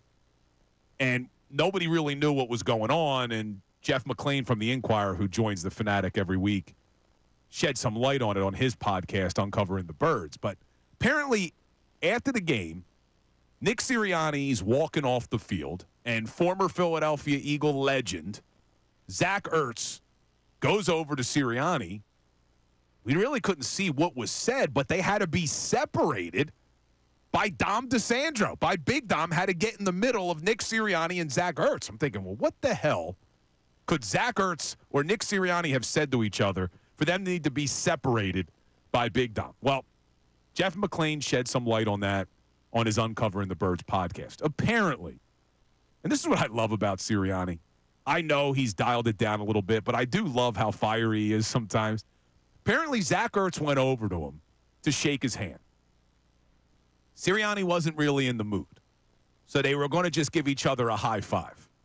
Well, Zach Ertz then gives Sirianni the high five, and Sirianni thought that it was a little bit too aggressive of a hand slap, so then he goes back at Ertz and says, "You didn't do anything in this game. You only had 1 catch." So then that gets Ertz angry. So then Ertz goes back at Sirianni, and they have to be physically separated. Now, to Sirianni's credit, I guess he realized, look, it's Zach Ertz. He's an Eagles legend. I shouldn't have responded that way. So from the report McClain has is he apologized on a Zoom call to Zach Ertz. But I just thought that was a funny story that Eagles legend Zach Ertz and Nick Sirianni, if not separated by Big Dom, may have come to blows on the field at FedEx Field in Washington. So, but that's the thing with Sirianni. See, now this brings us back to something that is a problem. That Eagles defense plays so close to the edge of crossing the line. And you saw them, whether you agreed that they crossed the line or not against Washington, the refs felt that they crossed the line. They gave Chauncey Gardner-Johnson 2 personal foul calls. He gets ejected. You've seen now 2 weeks in a row, Jalen Carter with the personal foul calls. When you have a head coach who's as fiery as Nick Sirianni, does that bleed into your players? And in some aspects, you love that. I've said it a lot. Last year, Deebo Samuel and the San Francisco 49ers talked trash for an entire year about the Eagles. And it wasn't just trash talk. I mean, they were going after certain players, saying James Bradbury was trash. Literally, quote unquote, James Bradbury was trash. Now, he had a good season 2 years ago. Last year, some of you may agree, it was a down season. But when you have another team talking that much, and then they come into your building and they dominate you physically, and there wasn't a single player on that defense that responded, I love that they changed their attitude this year. When you have guys like Chauncey Gardner-Johnson who bring that, what Sirianni loves to describe, that dog mentality, but bring that dog in them, that chip on their shoulder, the Jalen Carters of the world. You saw what happened against Pittsburgh when that big tight end decided to block Darius Slay out of bounds into the wall behind the end zone. What happened? The entire defense responded. The entire defense was ready to throw fists to support each other. So you love that. But at the same time, you can't have it where it crosses the line, and it's a fine line. And Nick Sirianni was asked about this very thing when he gave his press conference on Monday, about playing within the rules but still having that edge. Listen to Nick Sirianni. You never want to have penalties like that. Again, I always encourage our guys to be themselves, have fun when you're celebrating, play how you play, but do it within the confines of the rules. And that's something I say to our guys all the time, and that's the same message here. Obviously, you don't want those situations. I love how much energy and fire those guys play with, but obviously at no point do you want them to get a penalty, or is it acceptable to get a penalty. But again, like I said, there's a reason we have edge on defense. We have really good players who play with great passion and great fire, and that's huge. We just always got to understand and know to do it within the confines of the rules. So you got to do it within the rules, but you do love that edge that they play with. And I agree with Sirianni. I love when they're celebrating. I love when the players are having fun because it reminds you of the 2017 team that won the Super Bowl. Remember how much fun that team had? And they played with a little edge. They had it, but they didn't cross the line. And whether you agree or not, Chauncey Gardner-Johnson, Jalen Carter, they have a reputation now. So when something happens, they're the ones that's going to get in trouble. Look, I was always in trouble at school. Always. I wasn't a bad kid, but I was always in trouble. I didn't stop talking. So when things would happen and the teacher didn't know who did it, who do you think got blamed most of the time? It was me because I had the reputation. It's just the reality of human nature. These referees are the same way. So the fact that Jalen Carter and Chauncey Gardner-Johnson have that target on them now, where if something happens, the refs, if they don't know when it won, they're going to assume it was one of those guys. So they have to be careful. You can't afford to get these 15-yard penalties, but I also don't want to see them not play with that edge. So I'm not worried about this Eagles team at all, even though I know a lot of people are after that loss to the Commanders. It was one game. It was a fluke. There's no need to overreact. But my man Mitch from Phoenix is very concerned. Mitch, what's going on, brother? Happy holidays to you and your group. You too, man. I appreciate you always checking in. What's up? Well, I know you got enthusiasm with the next couple of games for the Eagles, and we're trying to get position for the playoffs. But this is my biggest disappointment on the Eagles. Is the wide receiver they picked up from the Washington team to be the third receiver. Yeah, you're not a big Jahan Dotson fan, man. Well, listen to this. 2 years with Washington, he had almost 85 receptions, 11 touchdowns. 1 year with the Eagles, he has a measly 12 receptions and no touchdowns. What's going on with that guy? Yeah, I know. It's been disappointing. When they made the trade for Dotson, me, like everybody else, immediately said they now have, by far, the best trio of wide receivers in the NFL. I mean, it was already debatable about the best duo with A.J. Brown and Devontae Smith, and there are other ones that are very good. Obviously, you look at Miami, you look at Cincinnati, even Minnesota now. We knew Justin Jefferson was good, but Jordan Addison's pretty damn good, too. But Jahan Dotson has been a disappointment. And there was a reason why sometimes you got to take a step back when a trade is made. And everybody immediately assumed, oh, well, Howie Roseman fleeced the Commanders. Well, maybe there was a reason why the Commanders moved on from Jahan Dotson. Maybe even though statistically, like Mitch just gave us, yeah, last year, 49 catches, 518 yards, 4 TDs. His rookie season, 35 catches, 523 yards, 7 touchdowns. But maybe statistically didn't really reflect how good of a wide receiver he is. But I'll also say this. I'm not ready to completely judge Jahan Dotson just yet. He came in here after training camp had already started. It's a new system, new offense, new game plans, new quarterback. He's not the number 1 or number 2 option. He's not even usually the number 3 option when Dallas Goedert plays. Jahan Dotson's like number 4. And if you consider Saquon Barkley an option in the passing game, well, now Jahan Dotson's number 5. So I'm not ready to rule that Jahan Dotson was a bad move, but you would like to see more from the guy. So Mitch isn't wrong there. He's been disappointing. But the good news is you're hopefully not going to need Jahan Dotson. You're not going to need Jahan Dotson to win you a game in the playoffs if AJ, Devontae, Dallas, Saquon are all healthy. If we're worried about what Jahan Dotson can do, then I think we got bigger issues when you got a team with this much talent on the offensive side of the football. So we'll continue the Eagles conversation coming up. I also want to ask if anyone else is as excited as me about a sequel, a movie sequel that is coming out in 2025. We saw the trailer yesterday. I'm fired up. I'll explain coming up next. Now, the top sports stories in Philadelphia for 2024. Number 3. I like to say, unfortunately so, that we are not allowed to have nice things here in Philadelphia. It's an idea that's been drilled home repeatedly across all the teams in the city and with its players. But one player has turned that trend completely on its head, Saquon Barkley.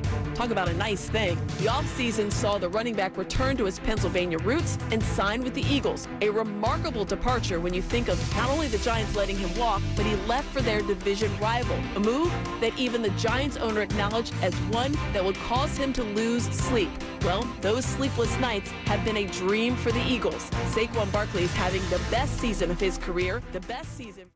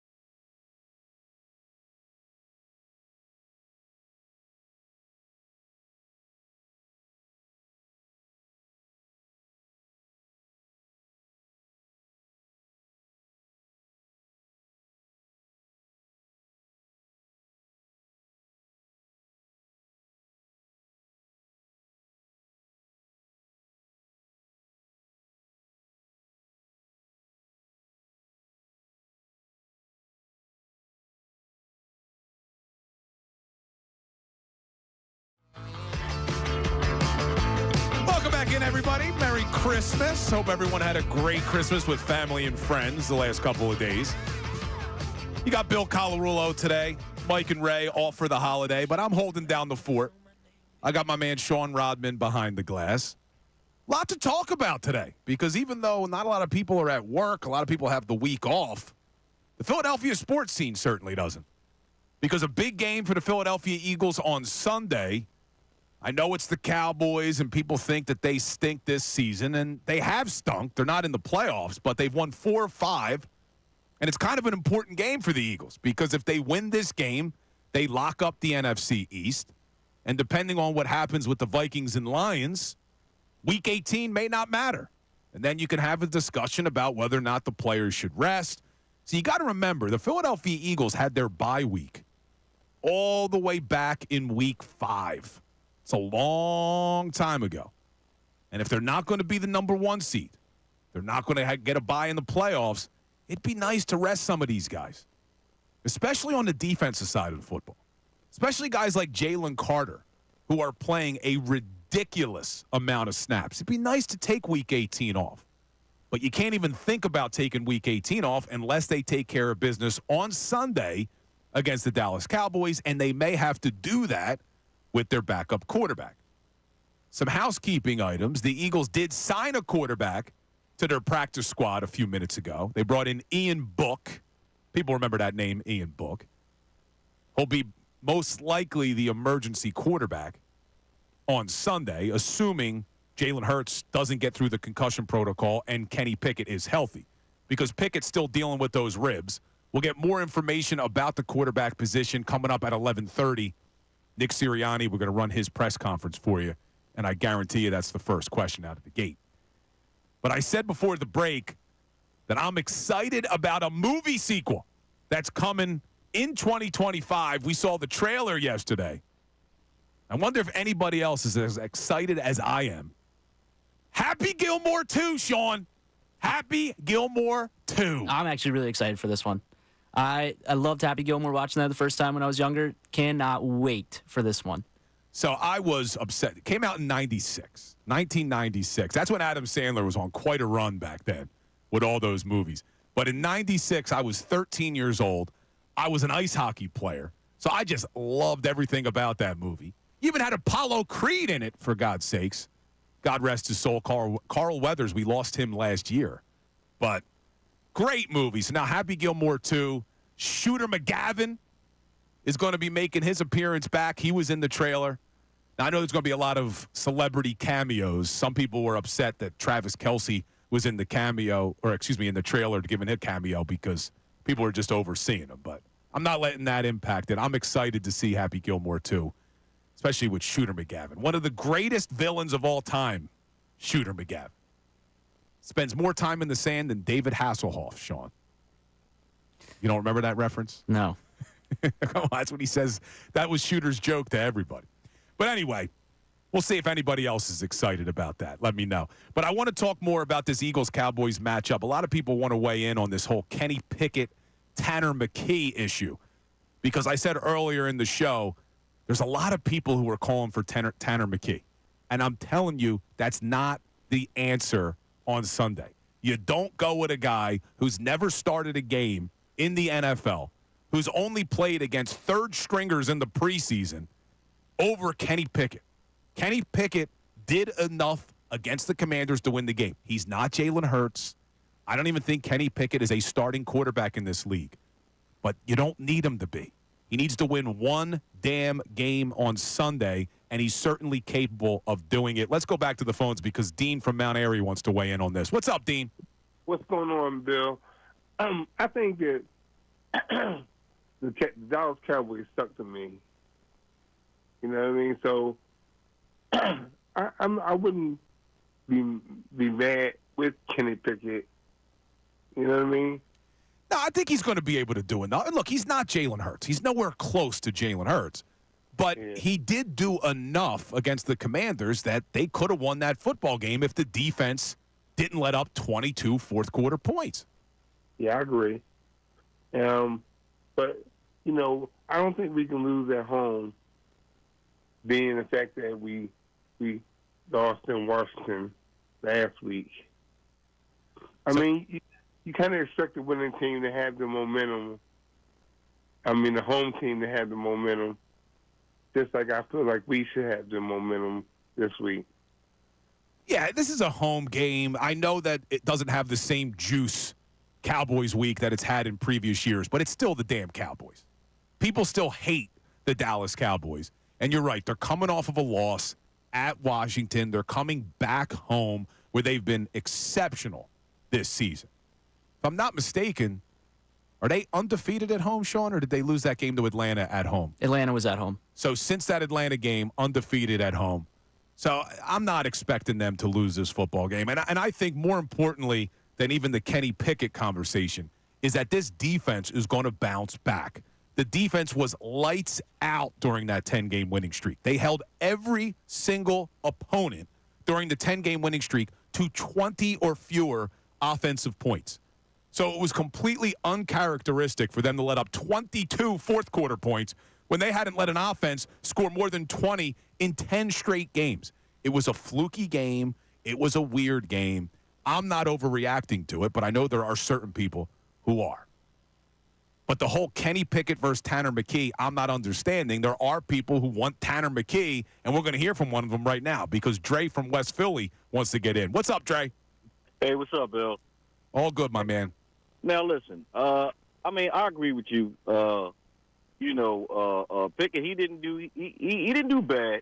He did all right. You know, a few mistakes, and he did, some right things. But, again, in the preseason, he was trash in the preseason against them same third stringers. No, you're right on that. Kenny Pickett didn't look great in the preseason. I'm just looking at, you saw him in Pittsburgh.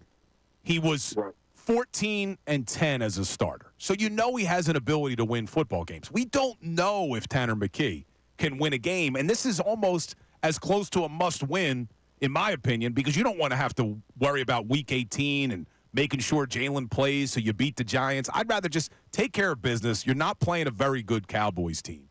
But you want to see Tanner McKee. You would roll the dice and say, hey, put in Tanner. Yeah, I wouldn't rule it out. I wouldn't rule it out. You know what I mean? Because, I mean, he did great in the preseason. And, you know what I mean, I would like to see what he got. You know what I mean? Against some, some top players. Yeah, see, I would rather see that in Week 18. Like, let Kenny Pickett play on Sunday if Jalen's not ready. Win the damn game. And then Week 18, let's make it our bye week. And then that brings up a whole other subtopic. But what if Saquon Barkley's close and all that good stuff? But that's a conversation we'll have depending on what happens on Sunday. But we should get more answers to these quarterback questions coming up next because Nick Sirianni is going to join us shortly with his press conference. He's rarely on time. But coming up next, the Nick Sirianni press conference. Keep it here. Fanatic Sports Update. Who will start at quarterback this week? I'm Sean Rodman, and this update is brought to you by Popeyes. It's football season in Philly, so you gotta have some grub. Popeyes has just the John for any fan of the birds. We're talking wings, baby, so fly to Popeyes Fly and fill up on wings in 7 delicious flavors. Yesterday's practice was only an estimation, but Jalen Hurts was estimated as a non-participant, listed as a finger and a concussion. Kenny Pickett is expected to be ready for Sunday after getting banged up against the Commanders. We'll keep you updated on Jalen Hurts and Kenny Pickett when we receive more information. Nick Sirianni will hopefully give us an update during his media availability when we come back from break around 11:30. The Sixers beat the Boston Celtics yesterday on Christmas Day, which felt like a Christmas miracle. The Sixers' Big Three played a whole game against Tyrese Maxey, who led the way with 33 points and 12 assists. Despite Paul George's struggles, the Sixers have won 7 of the last 10 and are now one game out of the play-in spot. Sixers now head west for a 5-game road trip. This update is also brought to you by Allstate. Some people just know you could save money on car insurance by checking Allstate first. So what are you waiting for? Check Allstate first for a quote today. You're in good hands with Allstate. I'm Sean Rodman on the home of the 76ers and Flyers, 97.5 The Fanatic and 97.5thefanatic.com.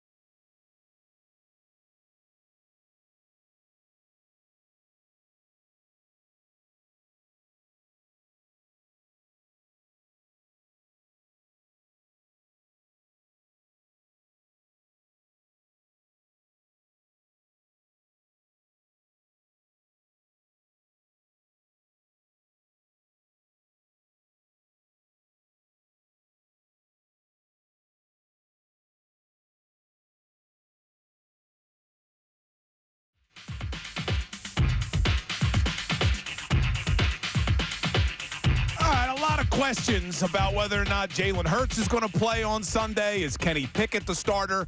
Hopefully we'll get some answers because here is Nick Sirianni. Around the quarterback spot, who's going to take most of the first team reps that practice today? Yeah, we'll go out there. I probably don't usually going to tell you guys what reps or anything like that, but we got a plan of what we want to do, and we'll see how today goes and how warm-ups go and how individual goes, and then into 7-on-7, then team. What do you remember about Ian Book and what compelled you to bring him back?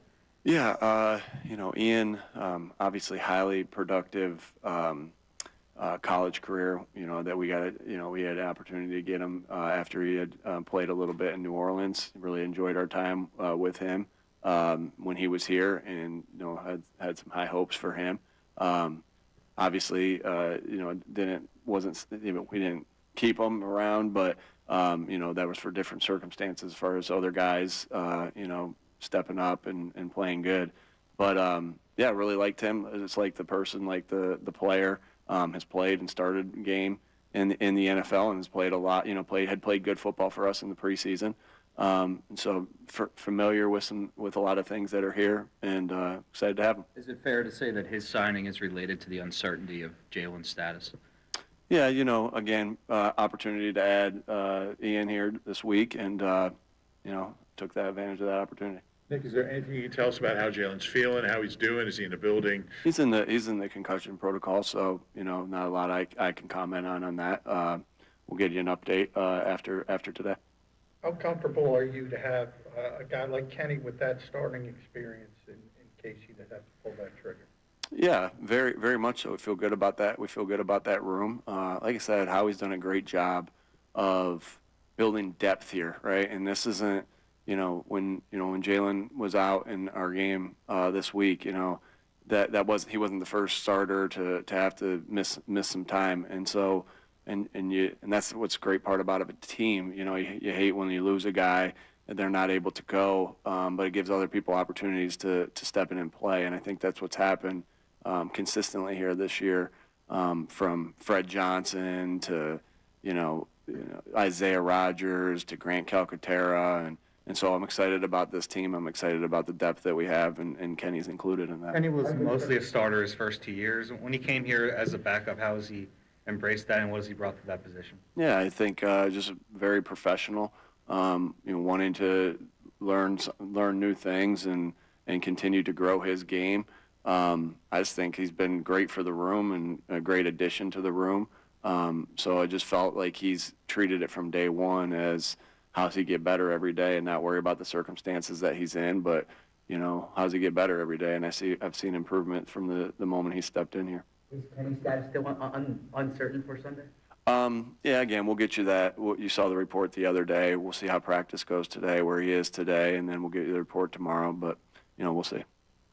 Nick, obviously AJ and Devontae are great players, but would you like to see somebody else involved as far as receiving goes? Do you think makes you a more dangerous offense when you do have multiple guys beyond the top two? Again, we do a lot. Like the pass game always going to run through those guys. They're so dynamic of players. I think what's unique about us is that not a lot of teams have the two 1A receivers like we do. And so you want to give them opportunities. You want to give them chances.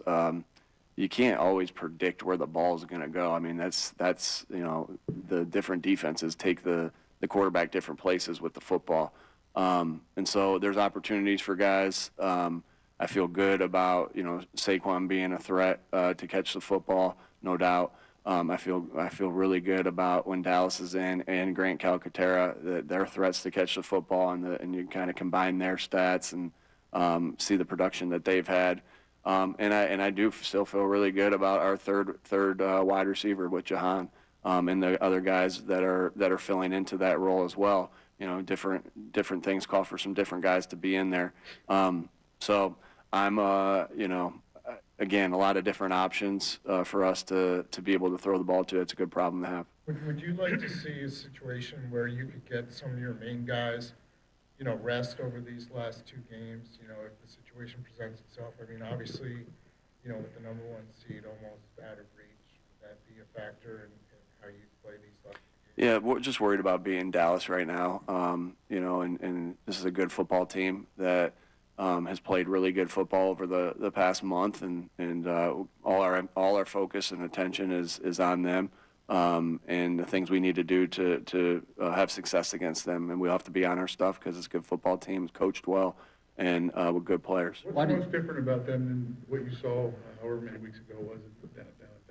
Yeah, again, as you watch them, they have a lot of good players that make a lot of plays, and so that's what your focus is on, and every single time. And then you have more intel for them because you've played them so many times, and that maybe not Coach Zimmer, but have so much respect for Coach Zimmer and the coordinator and the head coach. He's been in this league for a very long time. But as you prepare for that first one. You see 11. You see 11 flying around everywhere. You see Bland flying around everywhere. And I know they have some, Diggs is out and 13 is out, but they still got good player, really good defensive line. Kendricks, we'll see where he is at the end of this week, obviously. But really good players all over the place. And I'm specifically speaking of obviously defense right now. And so you got good coaching combined with good players, and going into that first game, that's what we thought. Right? We didn't really think about how they were playing or certain things as far as their record at time. We just know how good the football team is, and it's still the same thing going into this game. And that's the same thing can be said for the offense with that offensive line, and also with Lamb and Cooks and all the guys that they have over there. And obviously Cooper Rush plays good football when he's in, very efficient. And then you got, a very dangerous special teams unit with Turpin. Always a danger to do great things with the football. And so, like I said, going into the first game and going into this game, we see a dangerous team that's well coached with really good players. They have, so we have to be on our game to go out there and play well. Nick, why did you feel compelled to call and apologize to Zach Ertz? No, I'll just keep all my conversations with any guys private. I got a lot of respect for Zach. Great football player, great person to be around. I really got a lot of respect for Zach and all the good things that he's done in my relationship with him. Brayton Covey's been a full participant the last few weeks. It's still listed with a neck. Is he inactive because of the injury, or is it just a depth thing? Yeah, I won't get into that. You've seen the injury report. Got a lot of confidence in Britton and the things that he can do. But a couple more. Does that mean when he's full, that means he can participate in practice? Does that mean he's able to participate in the game? Yeah. Again, not going to get too much into that. But like I said, have a lot of confidence in Britton and the player and the person. Vic, on the quarterbacks, is this a situation where you have a good sense of what it's going to look like, and you just want to keep quiet for for competitive reasons, or are you still waiting to find out? I'm still waiting to find out. Probably a little bit of both, to be quite honest with you. A little bit of both, but still waiting to find out. There's a lot. Again, as you guys know, like. Is that the end of it, Sean? Yeah, it looks like it. All right, so they cut the feed. That was Nick Sirianni. As expected, didn't give us a lot of information about Jalen Hurts, didn't give us information about Kenny Pickett, didn't really give us information as to why they signed Ian Book to the practice squad. You remember that name, but they did sign another quarterback. Now, I would find it hard to believe that they would have signed Ian Book to the practice squad if Jalen, Pickett, and Tanner McKee were all available. So I do think this is going to signal most likely that Jalen Hurts is not going to be ready to play on Sunday, which means you got Kenny Pickett. And we've been talking a lot about whether or not we believe in Kenny Pickett. I do. I don't think he's a starting quarterback in this league. I think he showed you what he is in Pittsburgh, but he did go 14-10 as a starter. It's exactly what you need from a backup, a guy that can come in and win a game when needed. And I think he can do that against this Cowboys team. But Sirianni did mention this Cowboy team has played well. They've won 4 of 5.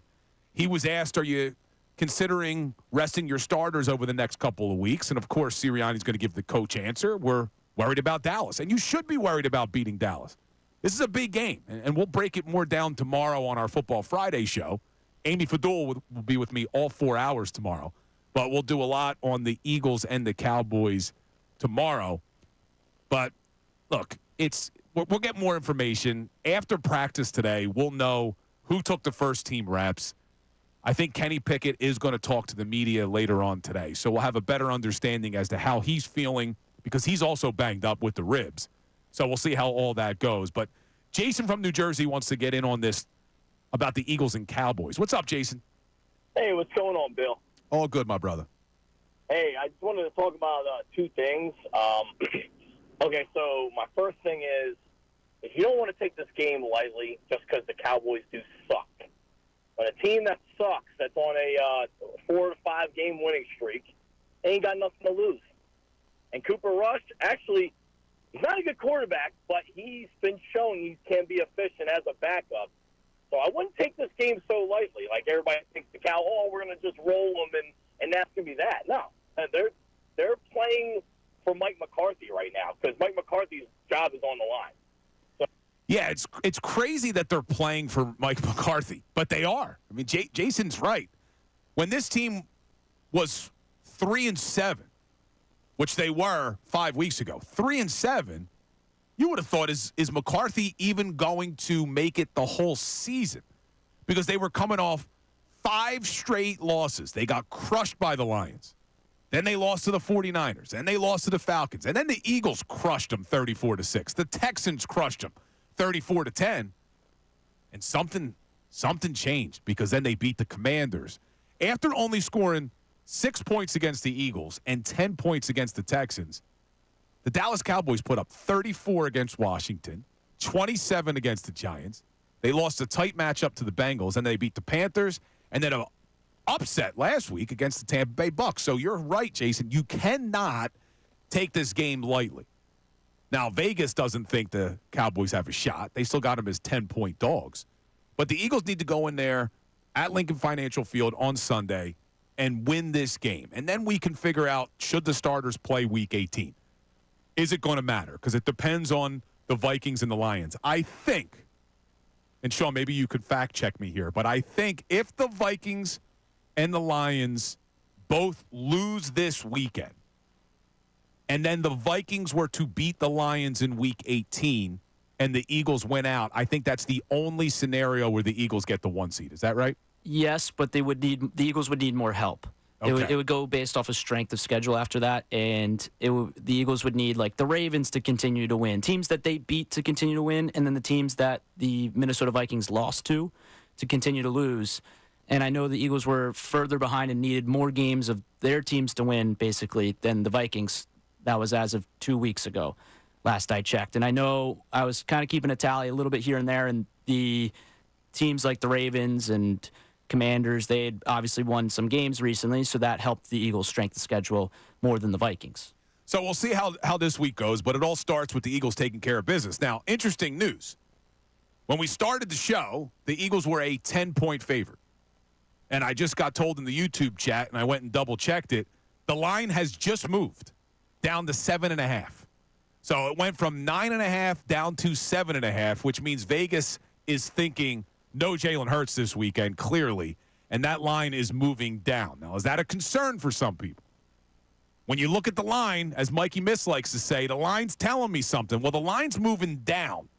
7.5 is still a big point spread. But do you have concerns now that potentially the Eagles could lose this game? And I don't want to see them lose this football game. Make no mistake.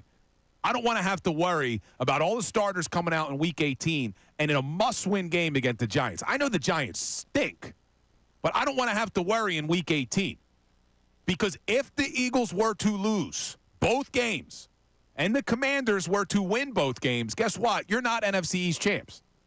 You're not hosting any damn playoff games. You got to play on the road in the first wild card game. So take care of business, beat the Cowboys on Sunday, and let's move on. Man, so I want to hear from you about this. Do you believe in Kenny Pickett? We had a few people call in already saying that they would rather start Tanner McKee, and I'm telling you that's not the answer. We got some texts on that, Sean, about Kenny Pickett, Tanner McKee stuff? We do have one on Pickett. This person is Joe from Boston saying Pickett's going to have to throw the ball because Dallas is going to be all in on stopping Saquon. The Eagles will need to pass to open up the run. and no turnovers, please. Yeah, turnovers is the best way to keep an inferior team in the game. You can't turn the football over. Kenny Pickett, even though I thought he played okay, being a backup quarterback coming in cold when you're not game planning for him, that interception he threw early to the Commanders led to 7 points. He doesn't do that, they probably win the game. But I'm still not saying that it's all on Kenny Pickett. He did enough to win the football game. The defense has to do a better job in the fourth quarter against the Commanders. But you saw, not having Jalen Hurts, what impact that had on this Philadelphia Eagles team. The offense scored, I think, 12 points in the second half, where they probably would have put up 50 if you had Jalen Hurts back there. So we'll continue the Eagles conversation. I do want to hear from you about whether or not you believe in Kenny Pickett, coming off the heels of everyone believing in Santa Claus yesterday. I'm hoping Santa Claus visited everybody's houses. But do you believe in Kenny Pickett to beat the Dallas Cowboys? And then there's another team we got a question. And I had someone in the YouTube chat, my man Handy, angry that we're not talking more about the 76ers. We did start the show talking about the 76ers. A monster win.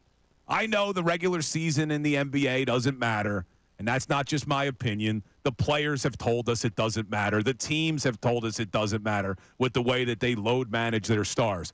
But this was a big game, as big as a regular season game could be. You saw from the 76ers yesterday, going into Boston as 10-point dogs and winning at the Garden. And don't look now, but this team is 7-3 in their last 10 games. They're only 3.5 games back of the Miami Heat for that 6th seed, which is all I want to see. I don't want to see them in the play-in tournament. So just get into the top 6 before the end of the season. And as bad as things have been, I mean, you've heard it. If you've listened to this show, there has been a lot of frustration directed to the Sixers for the last couple of months, and it was rightfully so. It was all warranted, what we were seeing on the court. Between the ramp-up that we kept hearing about for Joel Embiid, the injuries, and then the lack of offense, they just looked like a bad basketball team. Well, maybe things are starting to come into shape right now because they are 7-3 in their last 10. And what you saw last night is exactly why people were excited this offseason. It wasn't just the big three, because Paul George didn't play great yesterday against Boston. But you saw Tyrese Maxey carried his team with 33 points, 12 assists. You saw Joel Embiid drop 27 points and 9 rebounds. And maybe just as important, you saw this team play well when Joel Embiid was on the bench. And they didn't have Andre Drummond yesterday. Andre Drummond was out hurt. But Nick Nurse went with a small lineup that actually held its own and played pretty well against Boston. But my biggest takeaway watching that Sixers game was my man Caleb Martin.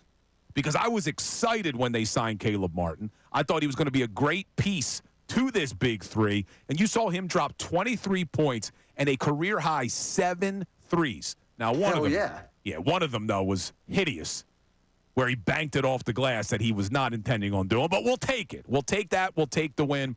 So we'll get into more Sixers conversation. We're going to do some more Eagles conversation as well.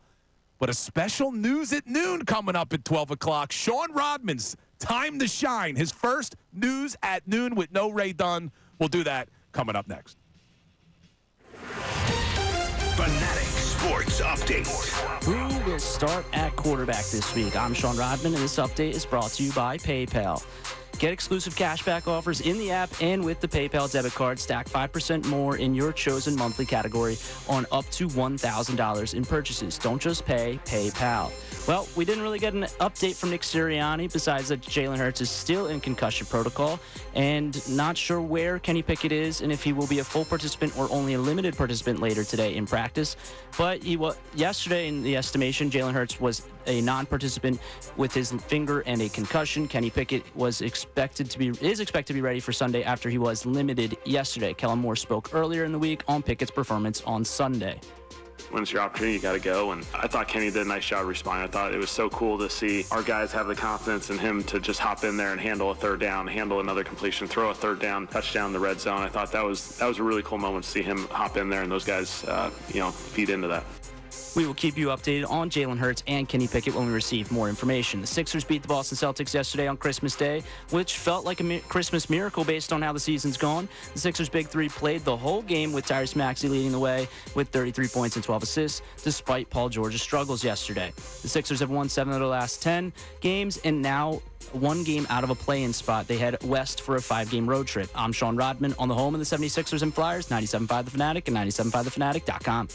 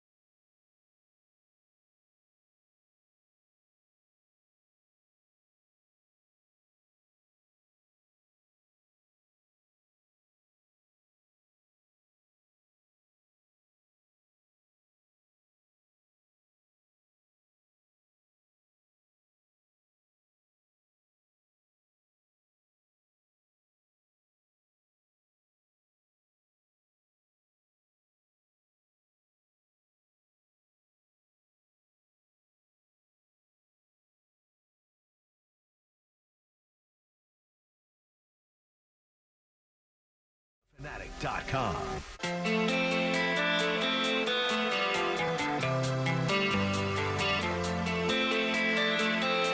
It's lunchtime here on the Mike Missanelli Show. No Mike Missanelli.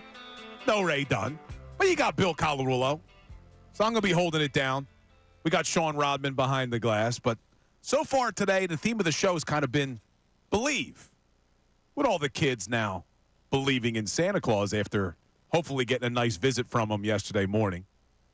We kind of asked the question, do you believe that Kenny Pickett can beat the Eagles? Or excuse me, not beat the Eagles. Beat the Cowboys on Sunday and clinch the NFC East for the Eagles. But we're also talking about the Sixers. Are you starting to maybe believe that this team can do something after a big win against the Boston Celtics on Christmas Day? So it was a fun 11 o'clock hour. Sean, who brought us that 11 o'clock hour? That 11 o'clock hour is brought to you by Grungo Law, your law firm when you need help because of an injury. Pray for peace, prepare for trial. Grungo Law, grungolaw.com. So we'll get back to the Eagles and the Sixers conversation, but now we have a very special News at Noon. No Ray Dunn. So Sean Rodman, it's time. There's a whole lot going on in this world. It's time to catch up. Here's the News at Noon. 97.5 The Fanatic and 97.5thefanatic.com. All right. Well, we are in the holiday season, so I figured let's go back to Christmas Day yesterday, and it's all about Christmas cheer and spending time with your loved ones. But what sporting event on the TV yesterday was, in the last few years, may have been a heated debate in some households with the NFL taking over Christmas Day. LeBron James had a message for Roger Goodell and the NFL. I love the NFL. But Christmas is our day. Yeah, I got to be honest, man. I love the NFL, too. I wasn't a huge fan of football on Christmas Day. If it's not on a Saturday or a Sunday, what are we doing? Do we really need NFL football on a Wednesday? It's becoming a little bit too much, man. It feels a little oversaturated a little bit. We all know the NFL is king, but I feel like LeBron does have a point there.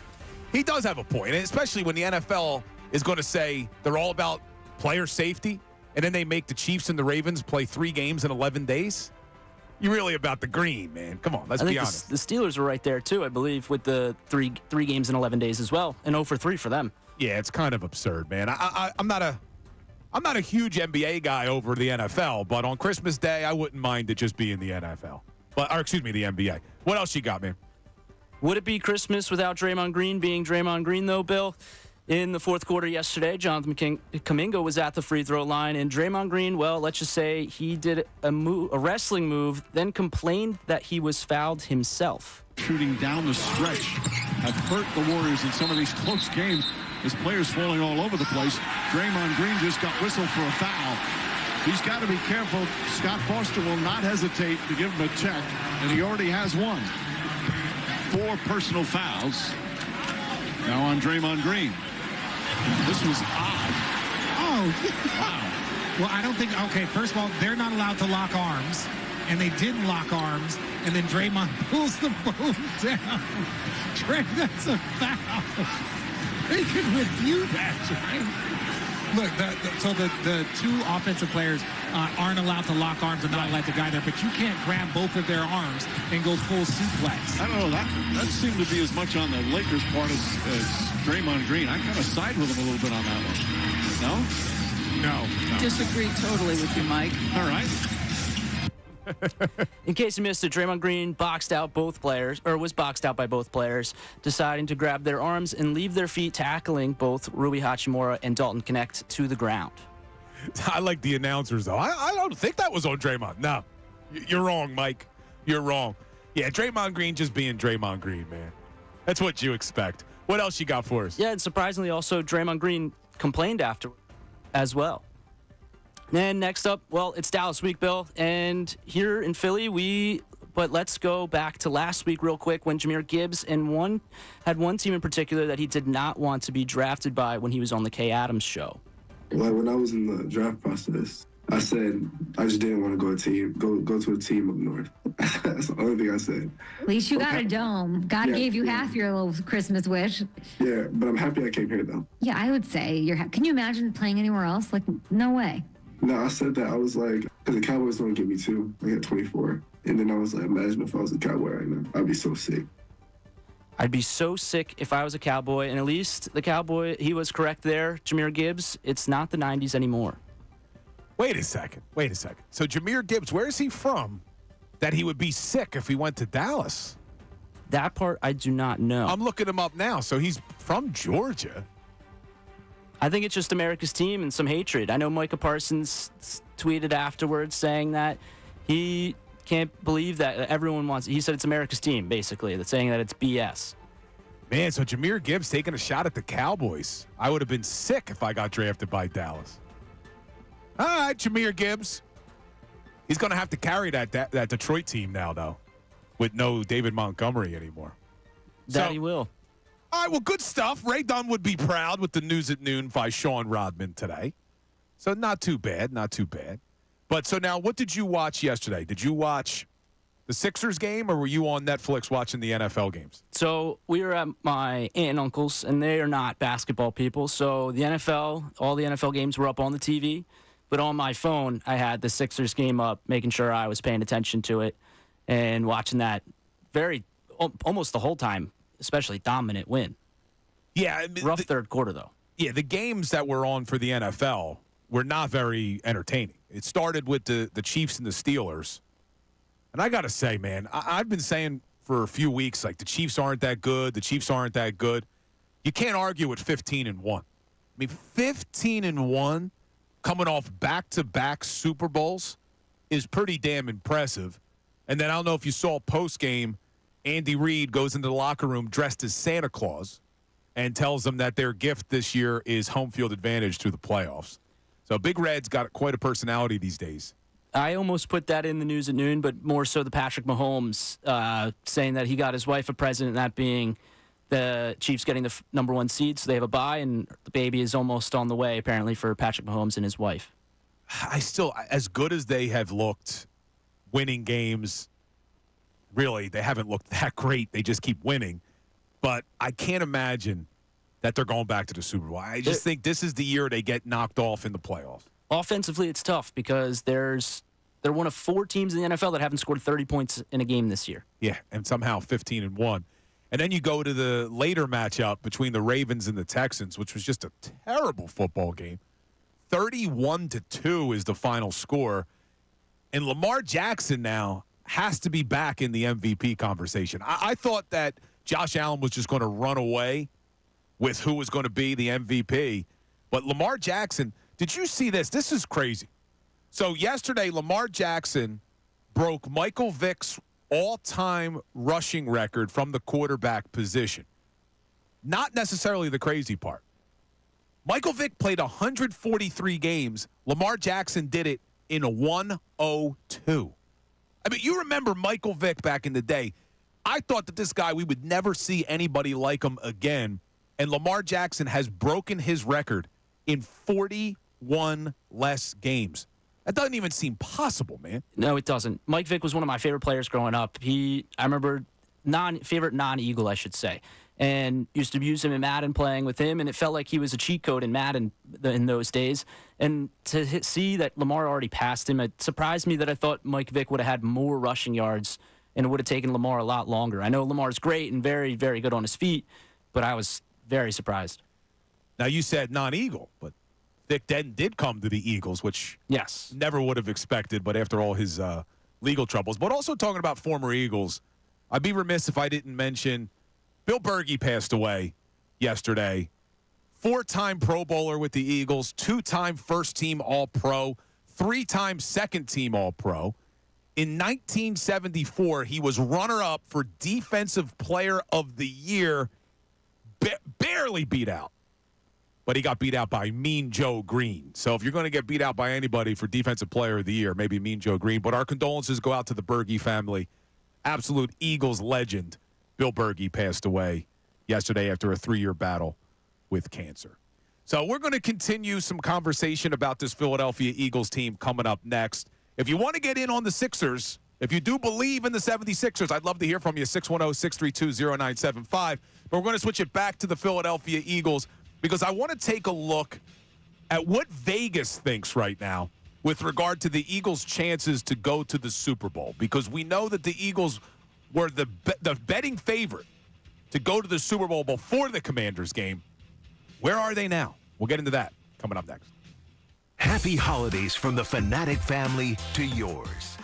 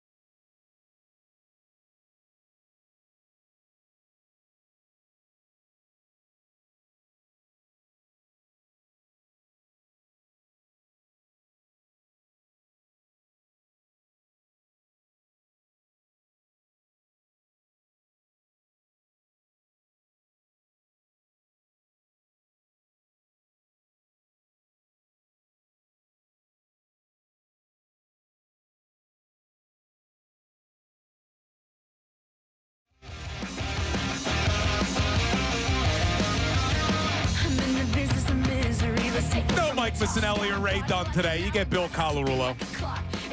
You got Sean Rodman behind the glass.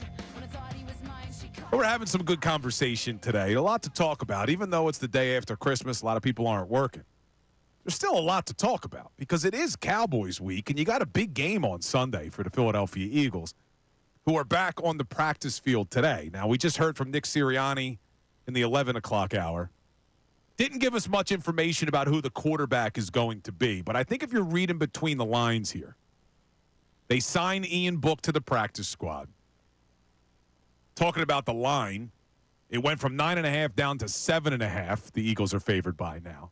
So everything, I think, is signaling it's probably going to be Kenny Pickett on Sunday. And really, I would call it almost a must-win. I know that they could still win the division, beating the Giants in Week 18. But I don't want to worry about that.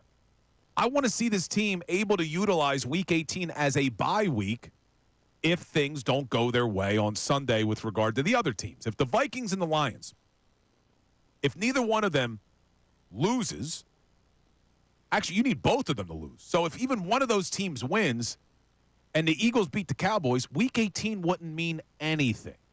So I'd much rather see that scenario. Rest your players in Week 18. They haven't had a bye week since Week 5. It's a long season. Let's get these guys healthy and rested for the playoffs. So I think it's going to be Kenny Pickett. I really do think it's going to be Kenny Pickett. Now, you go back to that Washington Commanders game. I felt like Kenny Pickett did enough to win. He's clearly not Jalen Hurts, not even close. If Jalen Hurts plays in that football game, I don't think that game is close. But that's not the reason that they lost. The reason that they lost was because the defense let up 22 points in the fourth quarter. And I know it was a fluky game. I'm not overreacting to what happened against the Commanders. But what's interesting to me is that Vegas is overreacting a little bit. Because prior to the Commanders game, the Philadelphia Eagles jumped ahead of the Detroit Lions for the best odds in the NFC to get to the Super Bowl. They had the best odds, according to Vegas, to get out of the NFC. They lose to the Washington Commanders in a fluky game with their backup quarterback, with their defense doing something that no one's been able to do against them. You look at some of these numbers, 10 straight, giving up 20 or fewer in offensive points, and then they give up 22 to Washington in the fourth quarter, and then Vegas, I think, overreacts because the Eagles no longer have the best odds to get to the Super Bowl in the NFC. The Detroit Lions are back to being the betting favorites at plus 185. Then you have the Eagles at plus 290. The Vikings have the third best odds at plus 500. And then the Green Bay Packers at plus 650. So it's interesting to me because did we not just see a backup quarterback, though, play in that football game? So I don't know why Vegas would overreact. The only thing I could think is maybe they felt that if the Eagles would have won out, that there was a chance they would have been the 1 seed, got the bye, had home field advantage, and been able to go all the way to the Super Bowl. But I think a lot of people, not only Vegas, anyone that is overreacting to the game against the Commanders is not valuing what it's like to lose your starting quarterback. Because it's the most important position in all of sports. So, and look, I still hold out hope that even as a 2 seed, the Eagles could host the NFC Championship game. Because if you've followed this show, you know I'm not a huge Dan Campbell guy. The Lions are banged up beyond belief. And you look at the way it goes right now. So if the season ended today, the Eagles would be a 2 seed. The Lions would get the 1 seed, meaning that they would have the first round bye. Eagles would start at home against the Commanders. I know the Commanders just beat the Eagles. But if Jalen Hurts plays in that game, it's not happening. If the defense plays even a little bit better, it's not happening. Because you looked at all the things that went into that Commanders game. You lose your starting quarterback. Your defense falls apart. You have injuries to Jordan Davis, Darius Slay, Josh Sweat. Chauncey Gardner-Johnson gets ejected. You had Jake Elliott miss a field goal. And yet, it still took a last-minute drive by Jaden Daniels for them to win that football game. The Eagles beat the Commanders 9 out of 10 times. And you just saw the only scenario where they could lose that game. So I'm not worried if the Eagles have to play the Commanders in the wild card matchup. So if it played out that way, you then have, I think, the Green Bay Packers, who right now are a 6 seed.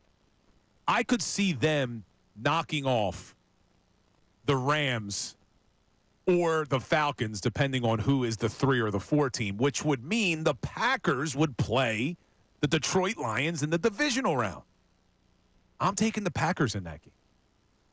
So my prediction is if things go the way I think they're going to go, and the seeding is what it is now, NFC Championship game, Eagles, Packers, Lincoln Financial Field.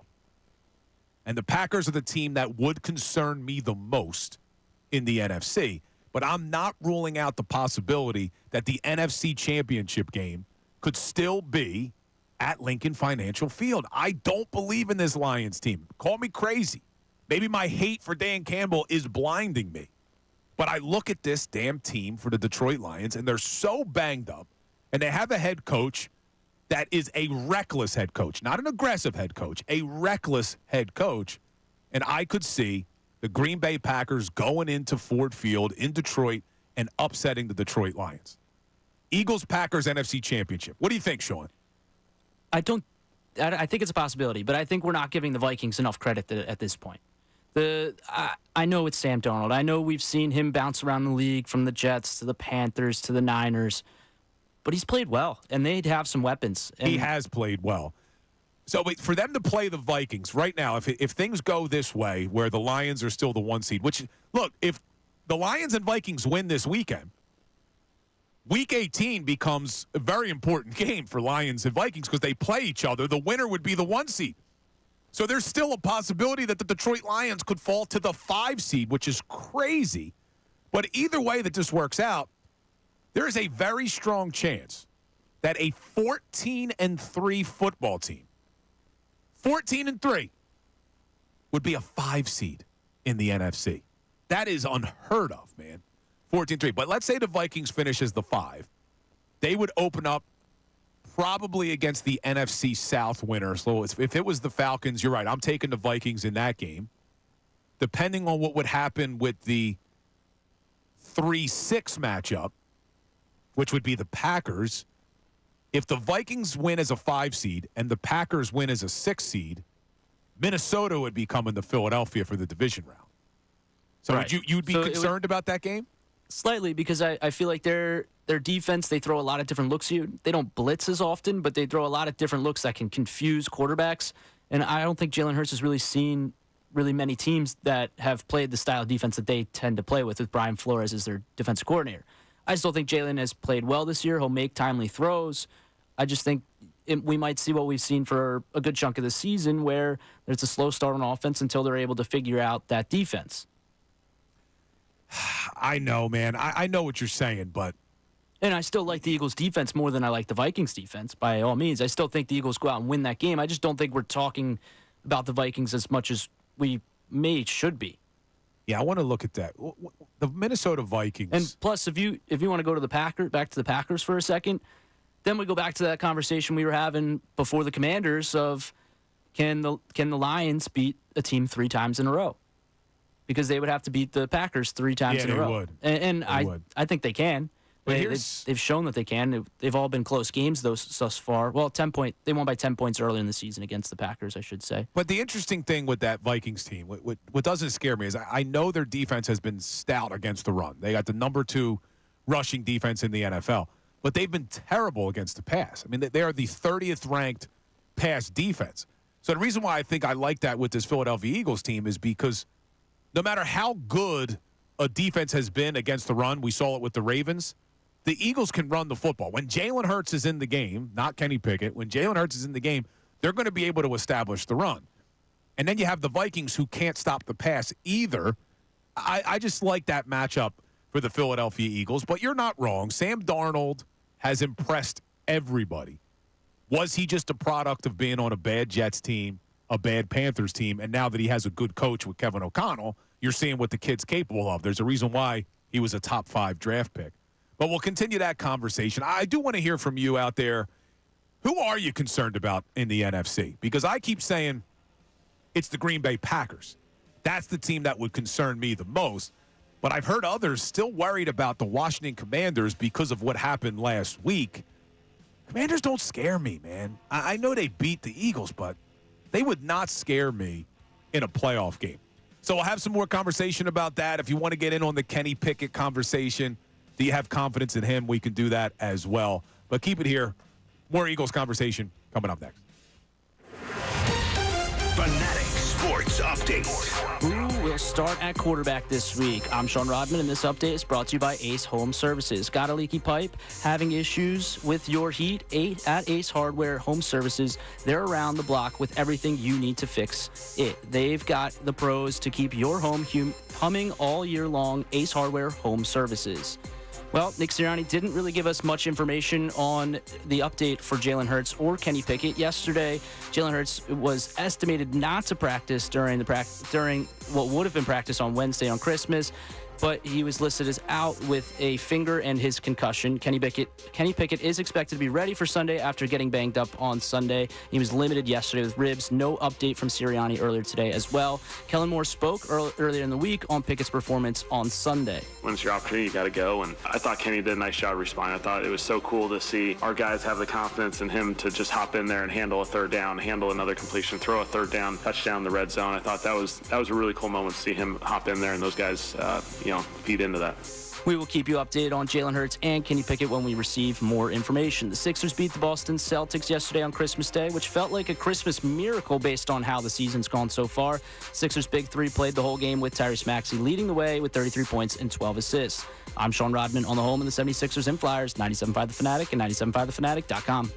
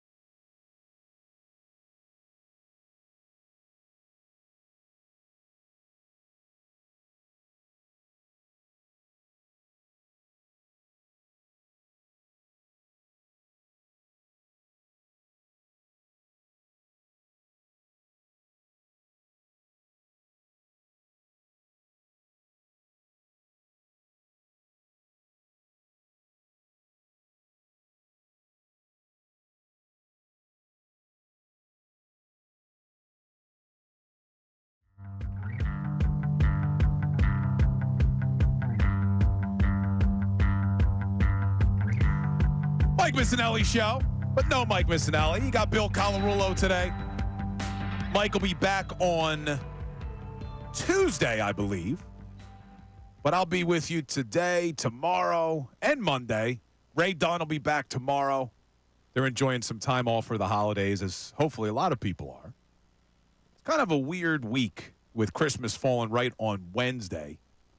Kind of a weird week, but there is a game on Sunday for the Philadelphia Eagles. But a lot of you, I'm sure, saw family and friends on Christmas Eve, on Christmas Day, and I could not get over how many people I spoke to that are concerned that the Philadelphia Eagles loss to the Washington Commanders is signaling that they're not as good as we thought that they were.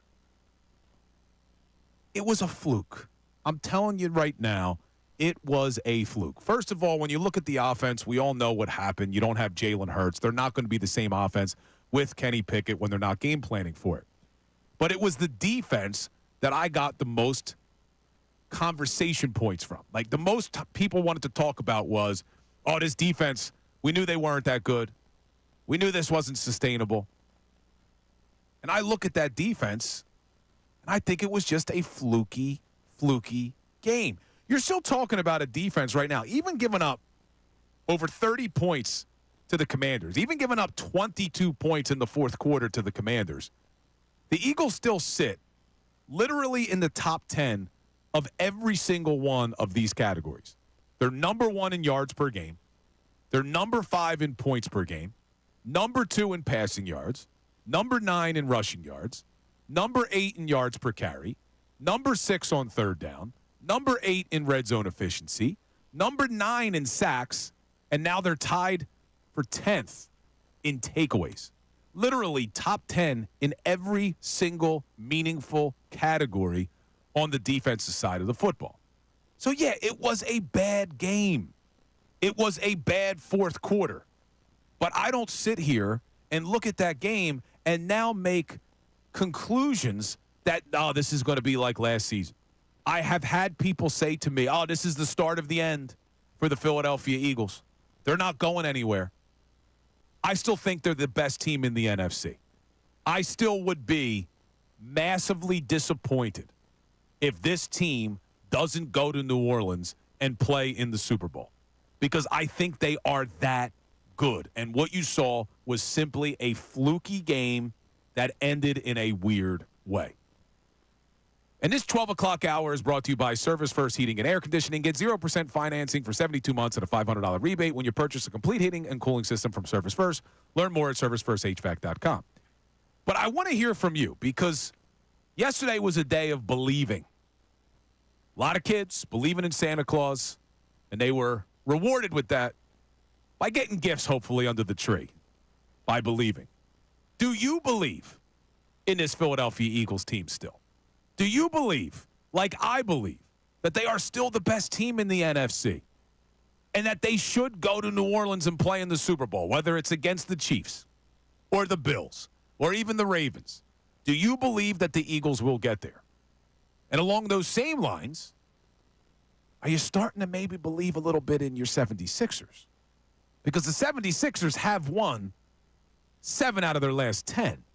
They did just beat the defending NBA champions in their own damn building, the Boston Celtics.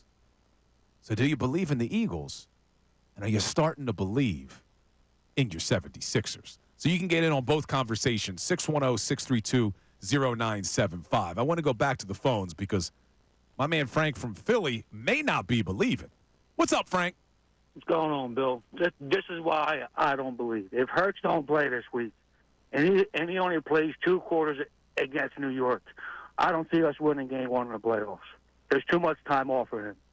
I just don't see that happening. So you're concerned, wait, your concern is if Hurts doesn't play this weekend. Yep. Right? And then they probably rest him in week 18. You're worried about the rust in the wild card game. Correct. But let me ask you, Jalen didn't play in the preseason. And he did have some early turnovers in the first game of the year against Green Bay, but it wasn't a bad game offensively from Jalen in that first game. I just if we're playing the Vikings or the Lions, because that's who we're going to have to play, probably in the first round. If that happens. No, you wouldn't play them. No. Washington. Yeah, you would play right now. You would play Washington in the first round. But I just think these other teams that Hurts has never seen throw their defense. I'm not saying he's a scrub. He just hasn't seen every defense. And if he's going in there, not playing in a whole month, I just don't see this. I just don't see us winning. All right, so your concern is about Jalen Hurts, but let me ask you then about the number one defense in the NFL. Are you concerned that the defense is going to fall apart in the playoffs as well? No, but I believe in football, you have to be fundamental on both sides, and you can't just depend on one side of the ball to carry you, and that's not going to happen in the playoffs. All right, so Frank's got concerns about Hurts being rusty. See, first of all, the defense is good enough that I think even if Jalen was a little rusty in that wild card game, if you're playing the Washington Commanders, I think you can win that game. I mean, look at what you just saw on Sunday. No Jalen Hurts the entire game. And yet it took a Jaden Daniels last-minute drive to win the football game. It took the Commanders to score 22 points in the fourth quarter to win the football game. So even if Jalen Hurts is a little bit rusty in the wild card matchup, I'm taking a rusty Jalen Hurts over a healthy Kenny Pickett coming off the bench cold like he had to do without any game planning for him against the Commanders, and they still almost won the damn game. So I'm okay with Jalen Hurts not playing the next 2 weeks. In fact, I'm encouraging the Eagles to not play Jalen Hurts the next 2 weeks. If Jalen is not healthy for this Sunday, now if he gets out of the concussion protocol, I'm playing Jalen Hurts on Sunday because I think this is a must-win game. Lock up the NFC East. But then I'd be completely okay with resting Jalen Hurts in Week 18 and all of your starters in Week 18, including Saquon Barkley. I know a lot of people want to see him break the record, but absent him going off for 200 yards on Sunday against the Cowboys and being 68 yards away from the record, I'm not even considering playing Saquon Barkley on Sunday. But I'm not worried about the rust factor. I'm just not. I think we're probably overplaying that a little bit. But the fact that you'd be worried against the Commanders, man, when you saw them almost win the game with Kenny Pickett without even game planning for him. See, this is what I need to hear from people. I feel like the rust factor is as if you don't want them to get the first seed. Like I don't really fully understand that because then you're going back to the argument like, oh, if they have the bye, then they'll get this. I know we've seen it before. Look, you remember some of those Andy Reid years, especially the year they went to the Super Bowl in 2004. They took their gas off. They took their foot off the gas pedal with like 3 games left in the season. I mean, they had no reason to really play towards the end, and they were fine. They got all the way to the Super Bowl. But so I do want to hear from people. I know it's a weird day. Not a lot of people are out. Not a lot of people are at work today. But I am curious if anybody feels like Frank, where you're concerned if Jalen Hurts doesn't play in the next 2 weeks. Are you worried about a rust factor come wild card? Because I wouldn't be. I'd be completely okay with Jalen not playing the next couple of weeks. But I'm looking at the YouTube chat here. I'm not worried about the rust, says Neil. He shows rust during most games anyway. Come on, Neil. What do you got to throw some strays at Jalen Hurts for? You see, now this is interesting because Jalen Hurts leaves the game against the Commanders. Clearly, the Eagles' offense is not the same without Jalen. It just wasn't. And I've had some people say to me, it's either one or the other. You either get Kenny Pickett looked terrible, or you get, see, they could have won the game even with Kenny Pickett. Well, no. Kenny Pickett is not Jalen Hurts. I think Jalen Hurts showed what he means to this offense in that game because you saw the ripple effect not only in the passing game, but you also saw what it did to the rushing attack. But I like to go to every week. Ray usually gives us The Athletic does a NFL quarterback stock report every single week, and they rank all of the quarterbacks every week, and it fluctuates up and down depending on what happened the week before. And Jalen Hurts showing, in my opinion, how much he means to this offense actually dropped in the NFL stock report this week, which didn't make sense to me. I thought, if anything, you could have said, wow, he really means a lot. So here's the NFL stock report rankings for Week 17. They got Josh Allen at number 1. I'm not going to argue with that, what he means to the Buffalo Bills. They got Lamar Jackson at number 2. Now, this was before Lamar's performance yesterday. Patrick Mahomes at number 3. Joe Burrow at number 4. And then this is where things get interesting. Jared Goff, Jordan Love, Baker Mayfield, Jaden Daniels, and then Jalen Hurts. So they got Jalen Hurts all the way at number 9, dropping a spot after that game against the Commanders, where I think he showed how much he actually does mean to this damn team. Was this the one that Baker was ahead of him last week as well? Yeah, Baker Mayfield has been at number 7 for a while. So after they lost to the Cowboys. Exactly. They still have Baker Mayfield there. But Jaden Daniels moves up. Okay, I can maybe get behind that. I understand Jaden Daniels moving up after a big fourth quarter against the number 1 defense in the league. But Jalen Hurts not getting respect nationally. Now, look, I know I have been critical of Jalen Hurts this season. I defended him all offseason. But I was critical of him at times this season because I felt like there were plays to be made that weren't made in the passing game. But then he showed up against the Pittsburgh Steelers. When all eyes were on him, when all of that drama unfolded, he showed up and he said, look, there's nothing wrong with this passing offense. If we need to win through the air, we can do it. And I said, I'm not going to question the passing game anymore. And then he comes out against the Commanders, gets hurt 5 minutes into the game, and not only did you see the passing game affected by it, you saw what happens to the rushing attack when Jalen Hurts isn't in it.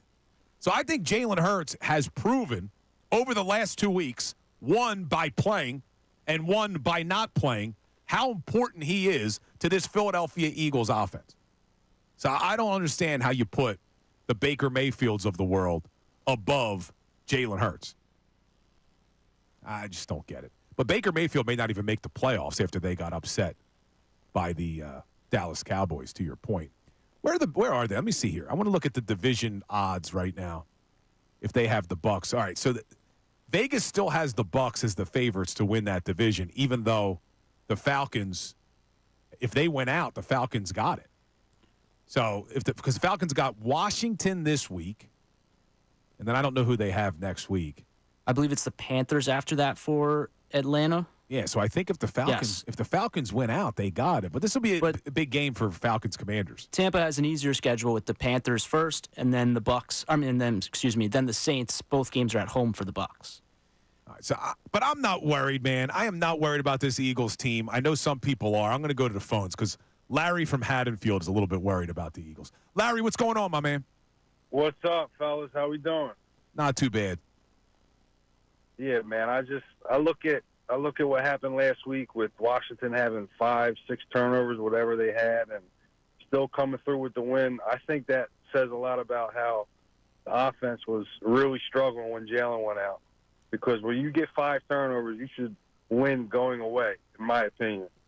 Yeah, there's no doubt about it. I mean, when you get 5 turnovers, I forget what the stats were, but it's like ridiculous the last time a team lost a game when they won the turnover margin by that much. See, to me, though, that makes me feel better about this Philadelphia Eagles team because it was such a fluky loss that you had 5 turnovers. It just goes to show that if they had Jalen Hurts, they would have won that game easily. But where does your concern lie? For these next 2 games if he doesn't play or for the playoffs? I just look at Kenny Pickett, man. I call him Kenny Pickles because he always is throwing the ball to the wrong team, and I get worried with that. I think he throws to the wrong team a lot, Bill, and I just feel like it's going to be a closer game than people are expecting. I think the line's going to go down even more once they really rule out Jalen. Yeah, talking about that line, it was at 10.5 at one point, then it was down to 9.5, and then today, before the show, was still at 9.5, and now it's all the way down to 7.5. So Larry may not be wrong. That number may be coming down once they officially rule out Jalen, which I think is going to happen soon. I don't know, man. I still just think that this Eagles defense, even with Kenny Pickett, I think this Eagles defense would do enough against the Cowboys to be able to win the game. And I also think we're underestimating what a full week of practice with Kenny Pickett as the starting quarterback does. Because when you bring in Kenny Pickett in that game, and Larry talked about the turnovers. He did have that costly interception. He didn't do a great job with the blitz protections, not knowing where the free man was coming from on a couple times, taking sacks. But when you now go into the week knowing that it's going to be Kenny Pickett in this game and not Jalen Hurts, you're able to game plan accordingly. Because going into the Washington game, you're designing an offensive game plan with Jalen Hurts as your quarterback. Kenny Pickett is a completely different style of quarterback. Now, if you want to go back and we can debate whether or not they should have brought Kenny Pickett in as the backup or should it have been Justin Fields or even Marcus Mariota again, okay, more similar style of quarterback where the whole game plan doesn't have to change. But with Kenny Pickett, the game plan has to change. And I think now with a full week of practice, you will see an offense that runs more effectively than what it did last week when Kenny Pickett comes in unexpectedly. So let's go back to the phones. Greg from Mount Airy wants to weigh in. What's up, Greg? Hey, what's going on, Billy C? All good, my brother. How you doing? How was your holiday? Hope it was good. Mom was all right. Wife didn't drive me crazy, so we're good. Always a good day, man. Always a good day. Sir. Yes, sir. Well, of course, I'm here to talk birds, talking about Jalen. I'm not worried. Not worried at all, even if he doesn't play in these last two games. We saw what he did, like you said, coming off of the preseason, comes in, kind of does the thing, but still getting acclimated again with, everything, the new coordinator and the way everything's going.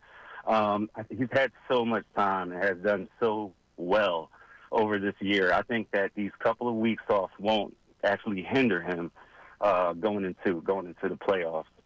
But also wanted to talk about Saquon. Now, my question for you was, we got it locked up next week against the Cowboys. We win that game. Now, do you play him or do you not? But is it up to him? Will he come in? Can he change the ownership and the coaching? Can he change their decision off of what he wants to do? And the same thing with the line. I know the line is going to be an issue. Do we sit our line? But if I was a lineman and he's about to break this most coveted record almost in sports, I would want to be out there on the field at the same time as well. Yeah, I appreciate it, Greg. Like, this is a conversation that I feel like we've been having for a couple of weeks now with Saquon. I would not play him in week 18 unless he needs less than 50 yards. And I don't think that's going to happen because right now he's 268 yards away. So you're talking about him putting up over 200 rushing yards against the Cowboys on Sunday for him to be within 50. Now, if he goes for 170 against the Cowboys and he's a 90 yards away, I still don't think I'm going to do it because, to your point, you have to play the offensive line as well. But then let's take it a step further. You saw how much less effective the rushing attack was without Jalen Hurts at quarterback. So if Jalen Hurts is able to play, are you playing Jalen Hurts too? You see how now we have to keep going with it. All right, now you got to play Saquon to try to get the record. Now you got to play all your offensive linemen to get the record. Now you got to play Jalen Hurts to get the record. And then to make that rushing attack effective with Jalen Hurts at quarterback, if you're going to call RPOs, Jalen has to be willing to pull it when the read says pull it. If the edge crashes down on Saquon on an RPO, Jalen's got to pull it. So now in a meaningless game, you got Jalen Hurts running the damn ball. I'm not worried about the record. I'm worried about getting to a Super Bowl. Unless it's super close, like less than 50 yards, I'm saying we're resting everybody. And the question was, well, could they change the coach's mind? I'm sure they could. I'm sure Sirianni would listen to these guys if they came in. But I don't think Saquon, unless he's within 50 yards, if he needs more than 100 yards, I don't know if he's coming in saying, hey, let me try to get the record on Sunday. So we'll continue that conversation because coming up at 1 o'clock, Kevin Cooney's going to join me for the final hour.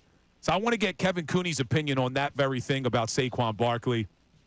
But Kevin also covers the Sixers, so we'll talk about the big win against the Celtics, and I'll get his confidence level in this Eagles team, both with and without Jalen Hurts. Keep it right here. Fanatic Sports News Update.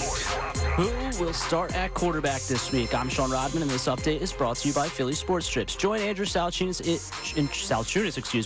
in Clearwater Beach next March for the spring training trip of a lifetime. Go to phillysportstrips.com and place a small deposit to reserve your spot. That's phillysportstrips.com. Nick Sirianni spoke to the media earlier, and, well, he didn't really give us much of an update on Jalen Hurts, just that he was still in concussion protocol, nor did he give us an update on Kenny Pickett. We do know that yesterday's estimation of practice is Jalen Hurts was out and a non-participant listed as his finger and a concussion. Kenny Pickett is expected to be ready for Sunday, getting banged up last Sunday against the Commanders. He was limited with rib injury. As an estimation in yesterday's practice. Kellen Moore spoke earlier in the week on Pickett's performance on Sunday. When it's your opportunity, you got to go. And I thought Kenny did a nice job responding. I thought it was so cool to see our guys have the confidence in him to just hop in there and handle a third down, handle another completion, throw a third down, touchdown in the red zone. I thought that was a really cool moment to see him hop in there and those guys, feed into that. We will keep you updated on Jalen Hurts and Kenny Pickett when we receive more information. The Sixers beat the Celtics yesterday on Christmas Day, which felt like a Christmas miracle based on how the season has gone so far. The Sixers' big three played the whole game, with Tyrese Maxey leading the way with 33 points and 12 assists. This update is also sponsored by Bare Knuckle Fighting Championship. Coming January 25th, the biggest fight event ever to hit Philadelphia, Knucklemania 5, from Bare Knuckle Fighting Champions, Saturday, January 25th at Wells Fargo Center. I'm Sean Rodman on the home of the 76ers and Flyers, 97.5 The Fanatic, 97.5thefanatic.com. Happy holidays.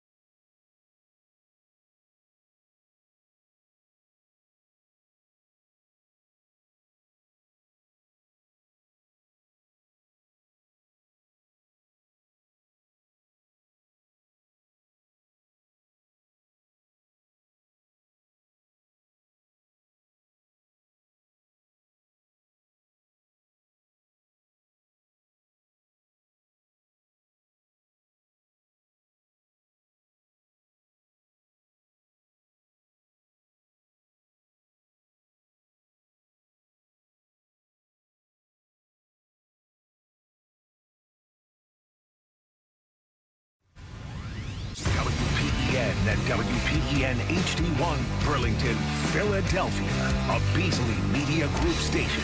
Broadcasting live from the Comcast Business Studios. Powering possibilities. 97.5 The Fanatic and 97.5thefanatic.com. Mike Missanelli. 97.5 The Fanatic and 97.5thefanatic.com.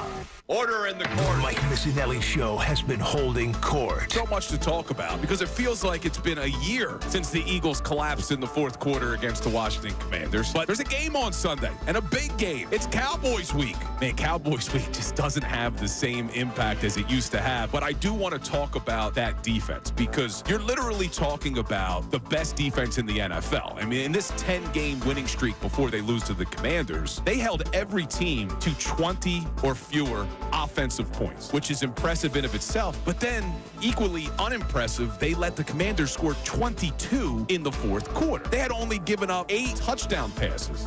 Mike and Bill have been pleading their cases. Well, the first thing I would point to is how they responded after that Tampa Bay Buccaneers game, where the season could have very easily gone on a skid. They responded favorably, and I think players started to really settle in. They pick each other up, but they've allowed teams to march down the field, whether it be the Panthers, whether it be the Commanders most recently, the Falcons, the Jags, but they find ways to get a stop. The Kobe Dean with the interception against the Jaguars game. Obviously, the Atlanta Falcons game did not work out in their favor, but they find ways, more often than not, Bill, to atone for whatever shortcomings they have to allow them to run down the field. So those are the only really examples that you have to point to because they've been such a dominant unit through the Eagles' 10-game win streak. Yeah, and I said this in the immediate reaction, too. I just felt like Sunday against the Commanders, it was such a fluky game. It was just a weird, fluky game. Substitution errors. Yeah, because there was injuries to players, but it just seemed like a fluky game. The Mike Missanelli Show holding court is brought to you by Grunko Law, your law firm when you need help because of an injury. We treat every case like it's Dallas Week. Pray for peace, prepare for trial. Now back to Mike Missanelli on 97.5 The Fanatic and 97.5thefanatic.com. Welcome back in. No Mike Missanelli. You got Bill Colarulo, and now joining me for the final hour, my man Kevin Cooney. What's up, Kevin? Hey, Bill. Boy, I tell you what, I was going to say, when did Missanelli start sounding like Andrew DeCecco for a second? Yeah, you had DeCecco for the first hour. A little bit of an interesting show today. I had Andrew for the first hour, and then we got to hear from Nick Sirianni at 11:30, and now we get you in the nice Grinch sweater at 1 o'clock. Yeah, well, I got to fit the role. That's why I work. The boy's like, yeah, you're the Grinch, so here. You are the Grinch, especially when it comes to the coach of the year, Nick Sirianni. Oh, stop it. But before we do Eagles talk, man, I gotta talk to you about the Sixers because I know you've covered the Sixers for the AP for a while, and what a win yesterday, man. Yeah, I mean, obviously for them to come out the way they have, boy, this has just been such a circus up until this point. I mean, even going back to Monday night with the whole Embiid and the technicals and the officiating screw up. For him, for them last night to get the effort they did from Kel Martin and obviously Maxey and Embiid is as good a sign as you can have for what they are. I mean, they've won 8 of 11 coming down the stretch, really since they bottomed out. It's a question, though, of can Embiid and George stay healthy. If both of them stay healthy, they will be a playoff team and not just a pre-playoff team. They could probably get in as a 6 seed or something like that. If they don't, look, they're going to be teetering on the borderline. I mean, but that last night is what they anticipated being at the beginning of the year. Yeah, and even with Paul George not playing great. No. Right, but you got he was 0 for 7 from 3, I think. He was 0 for 7 from 3, and then you have Caleb Martin hit a career-high 7 threes. One of them was pretty ugly, but it went in. But, this is the thing. I said to start the show, we're going to throw out the question, do people believe in the Sixers again? And when we were talking off air, you said, well, it depends on if you believe that Joel and Paul George will stay healthy. And Joel almost gets hurt in the pregame warm-up, tripping over a rope unreal. or something. It's if they didn't have bad luck, they'd have no luck at all. The man's almost like a walking Brady Bunch in Hawaii episode where he finds something that always goes wrong. Like the tiki somehow always like curses him. I mean, the fact that he almost don't shoot any more threes, but 2, like the fact that it almost happens like in a warm-up in an empty building. is pretty remarkable. Yeah, it is remarkable. But some positive signs. You know what's impressed me? Not only Maxey dropping 33 and Caleb Martin 23 points, they did it without Andre Drummond. Yeah. Meaning that when Joel was off the court, that was always their weakness last year. They went real small with Yabusele. And it actually was pretty good. Yeah. Yabusele's been great for them. I know he had a little period where he cooled down, but he's given them everything they've wanted. The question is they haven't had the pieces together for the whole season, and maybe now they'll get. I think they mentioned this on the broadcast last night. Dave Pasch and Tim Legler mentioned. I think it was their fourth game together they finished, or third or fourth game they finished together all season. That's pretty remarkable, start to finish, with those three in the lineup. Yeah, not what they expected. At Christmas. Yeah, not what they expected this late into the season. But we haven't had a lot of people wanting to weigh in on the Sixers and a big win yesterday, but we got one now. Our man Steele from Ocean City wants to talk some Sixers. What's up, Steele? Merry Christmas, man. Yo, Steele. A sweet afternoon to all. Hey, Steele. First of all, how you doing, Kevin? I'm good. First of all, Bill, I have to wish you congratulations to you and your wife on your upcoming birth. Oh, thank you very much. Yeah, we're in the home stretch, man. January 15th, she's due, but really it could be at any time now. So that's why you really want the Eagles to get the bye week. Well, you went the Mahomes. I've been pushing. Obviously, health is the most important, but I'm not going to hate it if it's a nice Tuesday baby. Let's have a Tuesday baby. I could be back by game time. Just wait till the NFL schedules a Tuesday game somehow. But Steele, what'd you think about that Sixers game yesterday, man? Really. Well, I just want to say that's coming from a Marine father with 3 girls and a grandfather of 3. So again, I'm blessed. Let's talk a little Sixers. Yeah, what you got? Yeah, we're here. We're here. I'm sorry. I'm gonna double down on what Kevin just said. Those games yesterday were phenomenal. The Knicks and Wembanyama from San Antonio, but a glimpse of the big three playing together, plus taking down the big bad Boston Celtics on Christmas Day has to be beneficial. I love the show. I wish you guys a very, very prosperous New Year, and I'll listen to your comments. Thanks, Steele. Look, the one danger, it's one game. And if it's played on a random Monday night or something, we're probably not feeling the same way. But it is a showcase game for the league. And so it's great for them, for you to feel good about them and everything. I'm happier by the 8 out of 11 than yesterday. Yeah, definitely. But you're right. If it was just a random Monday game, maybe we don't react the way. But it is a showcase game, especially with how bad Maxey played on Christmas last year. Right? So you knew he wanted to come out and have a statement game, and that's exactly what he did. And could this just be a turning point for the season with how bad things have been? This kind of gets that bad taste out of everybody's mouth, and hopefully now it's like, all right, we can focus on the future. They've had a cloud over them the whole time. I mean, it's felt like literally since training camp when it's like we don't know what's going on with Joel's knee. It feels like there's been this cloud, this constant, thing that's been lingering over them.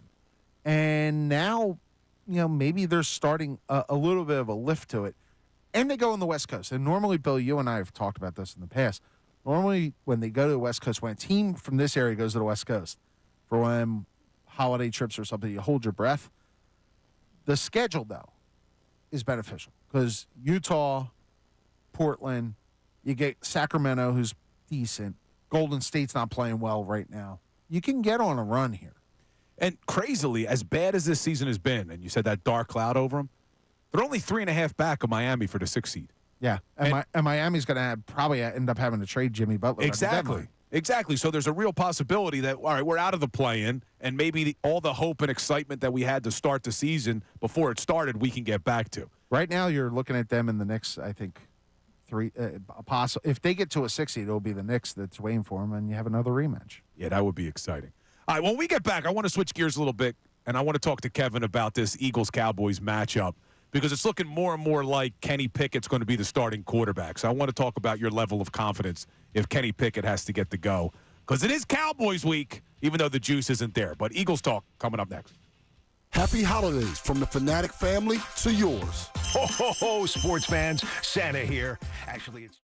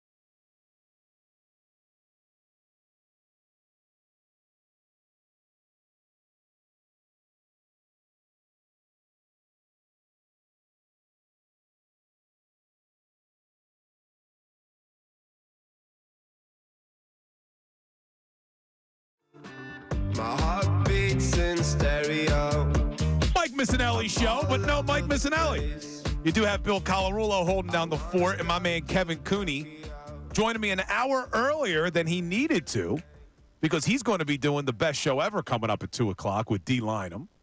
I'm sure there'll be some Sixers talk on that show. Be some Sixers, some Eagles. We got a couple fun topics, too. It's the day after Christmas. You got to keep it light. Day after Christmas. Speaking of keeping things light, I was excited because I saw the trailer for a sequel that's coming to Netflix. I'm curious if you're excited for a little Happy Gilmore 2 in the new year. I'll watch it.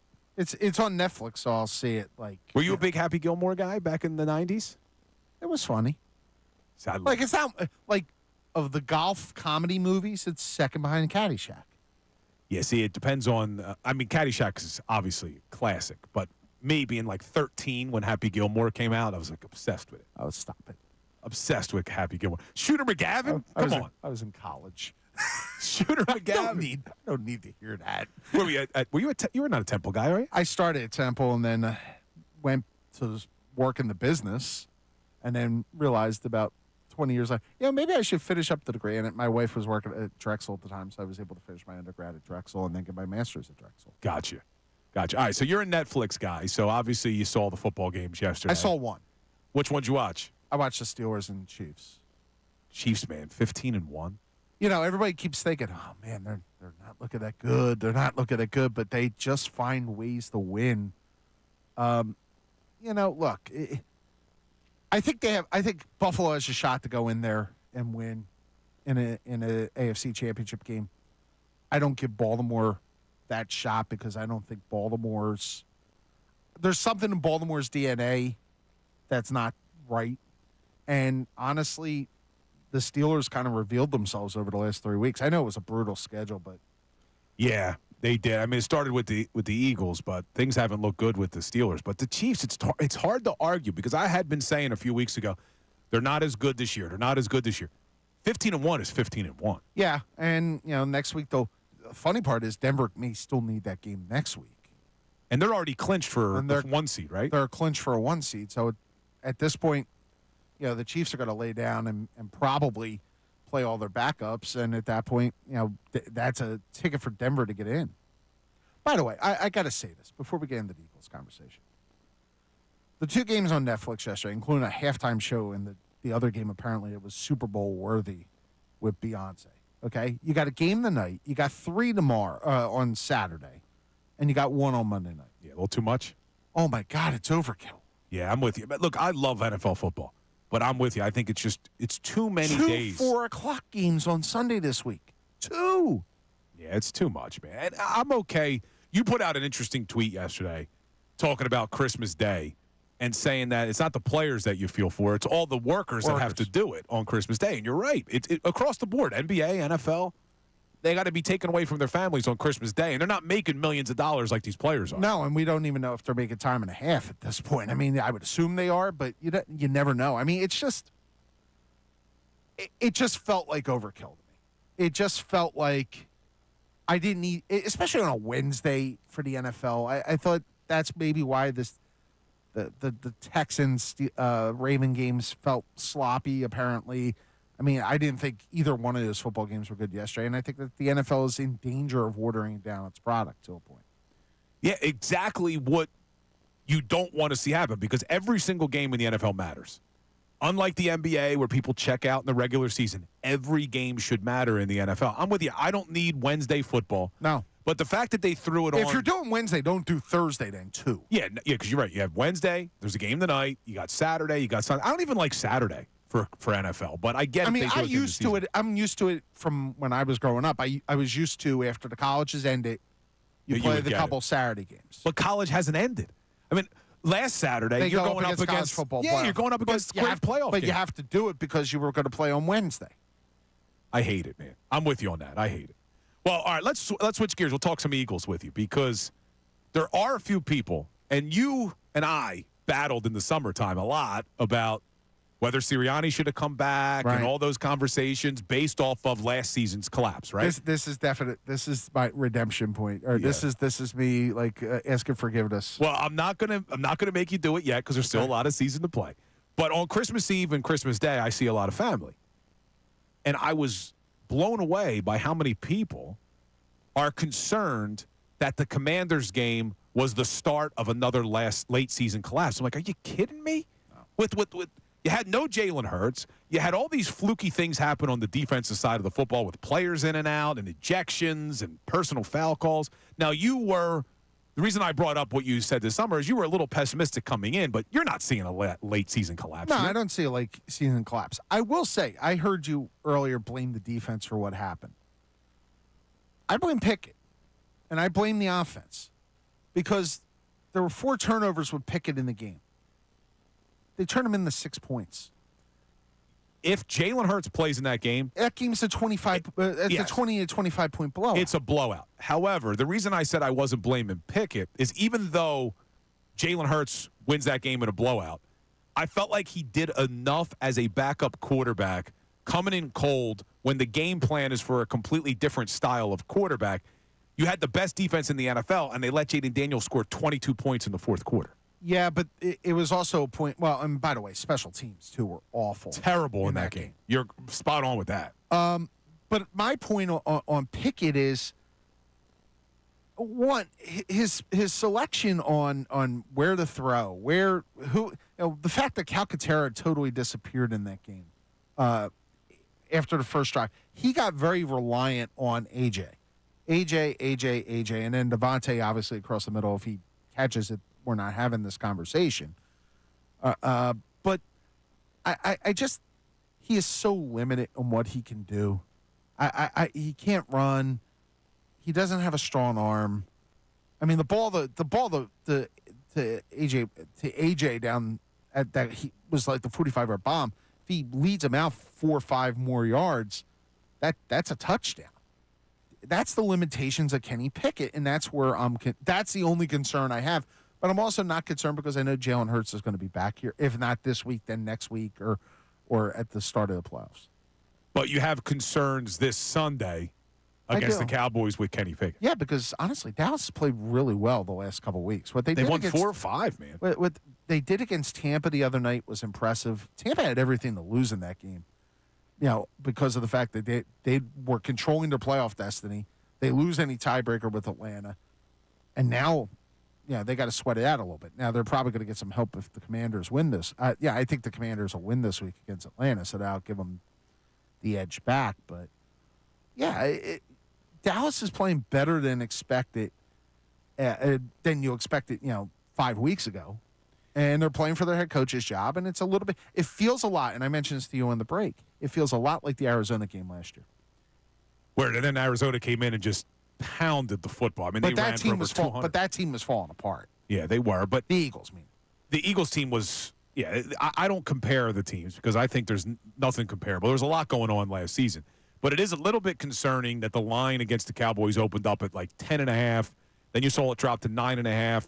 Before the show, 7.5. Now it's down to 6.5. The number's coming down and down. That means he's not playing. Jalen's not playing. So, all right, let me ask you this, and I'll get your answer coming up on the other side. By the way, how ridiculous is it they put an injury report out when there was no practice? I know, the estimated report. It was so stupid. Well, and I was with you. Adam Schefter tweets out, Jalen Hurts doesn't practice, Kenny Pickett's limited, and he doesn't put in his tweet, it's an estimated because report. They didn't damn practice. But I want to get your answer on the other side here because we've had a few people who have called in, who have texted in, saying that they would rather see Tanner McKee on Sunday than Kenny Pickett. So we're going to get into that conversation coming right up after this. Fanatic Sports Update. Who will start at quarterback this week? That's the big question. I'm Sean Rodman, and this update is brought to you by Groundworks, your expert for basement waterproofing and foundation repairs since 1997. Book your free inspection at groundworks.com. Well, yesterday's practice, if you didn't just hear, Kevin and Bill, was an estimation, and Hurts was out at practice. He was not at practice. Would not have been out of practice. Was a non-participant, I should say, with his finger and a concussion. Now, Kenny Pickett was limited due to his ribs as an estimation as well, and he is expected to be ready for Sunday after getting banged up on last week against the Commanders. Kellen Moore spoke earlier in the week on Pickett's performance on Sunday. When it's your opportunity, you got to go. And I thought Kenny did a nice job responding. I thought it was so cool to see our guys have the confidence in him to just hop in there and handle a third down, handle another completion throw throw a third down touchdown in the red zone. I thought that was a really cool moment to see him hop in there and those guys, feed into that. We will keep you updated on Jalen Hurts and Kenny Pickett when we receive more information. The Sixers beat the Boston Celtics yesterday on Christmas Day, which felt like a Christmas miracle based on how the Sixers have played earlier on in the year. The Sixers have now won 7 of the last 10 games and are now 1 game out of a play-in spot. This sponsor is also brought to you by the New Jersey Division Highway and Traffic Safety. Did you know that driving under the influence of marijuana is illegal? Drive high, get a DUI. A message from the New Jersey Division of Highways Traffic Safety. I'm Sean Rodman on the home of the 76ers and Flyers, 97.5 The Fanatic and 97.5thefanatic.com.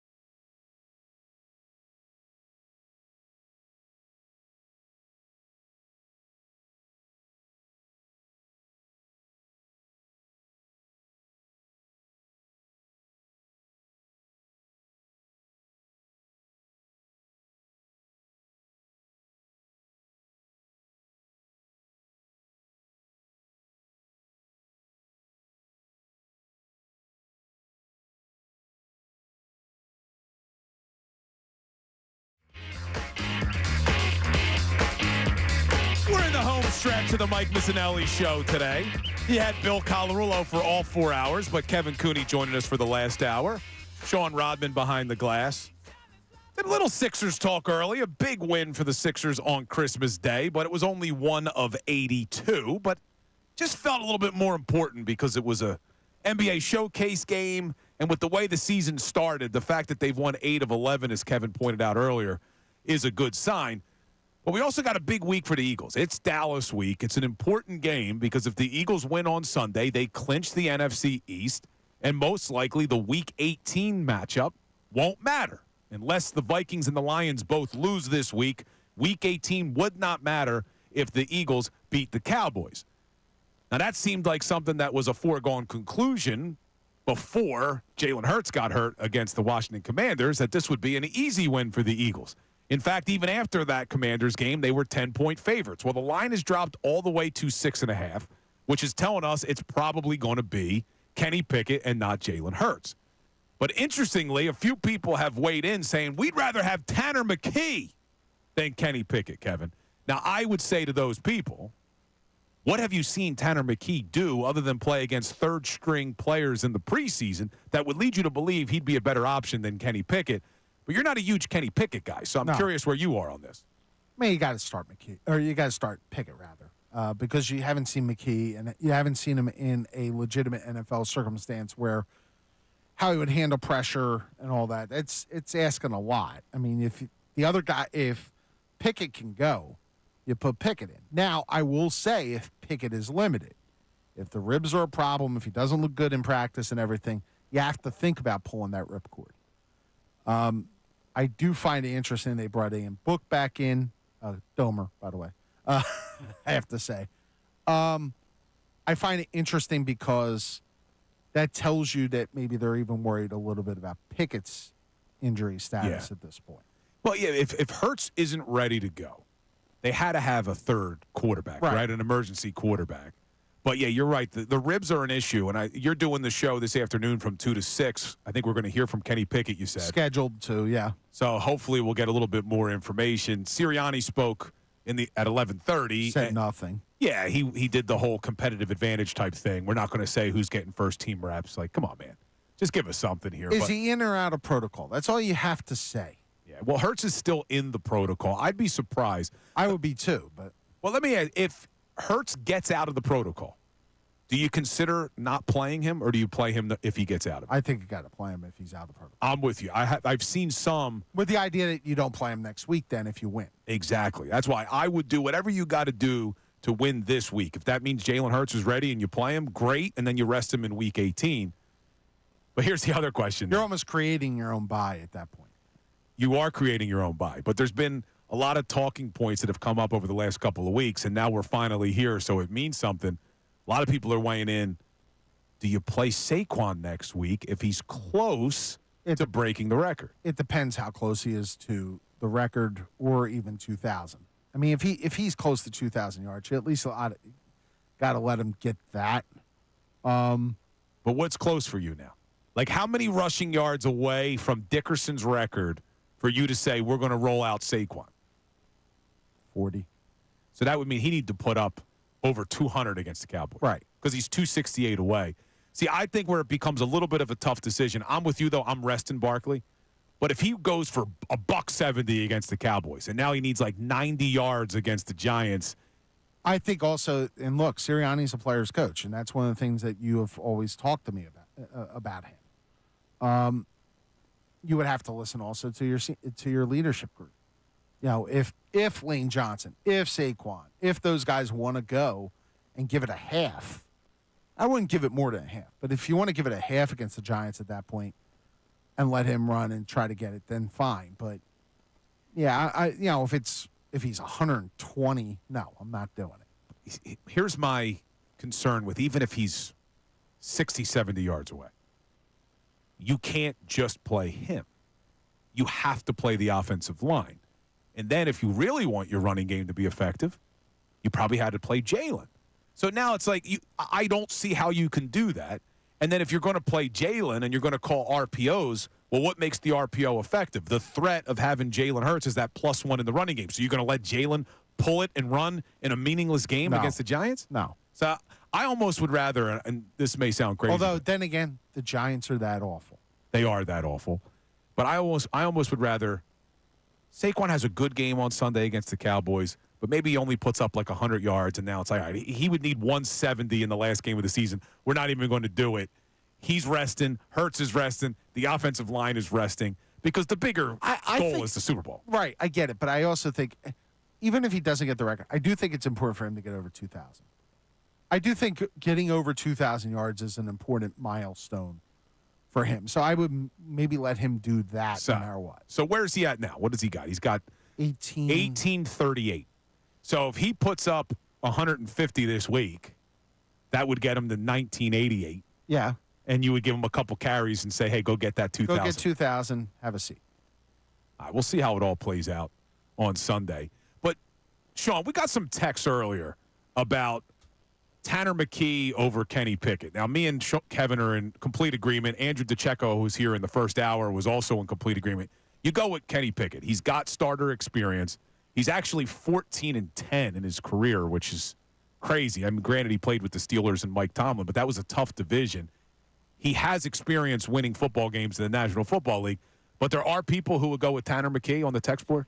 So this text is a little bit interesting from Bryant. He says, good afternoon, happy holidays. Come checking in from Ballackinwood, right around the corner from us.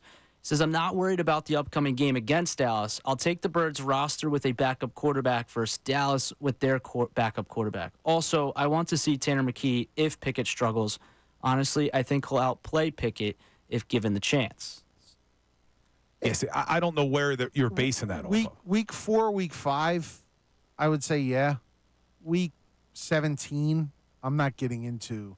I think we would. You know, it's too late in the game to start playing. I think we could.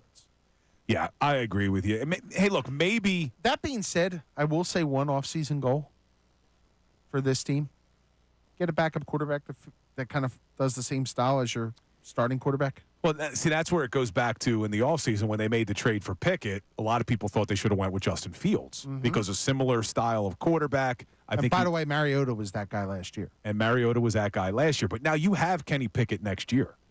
You have him under control again. So I don't know. Try to flip him. Do you try to flip it? Hey, look, Kenny Pickett plays well today or on Sunday. Maybe you can. I'm flip serious. him. That with the way the quarterback situation is in this league, somebody, if you're the Jets or I hate saying the Giants will take a quarterback number 1.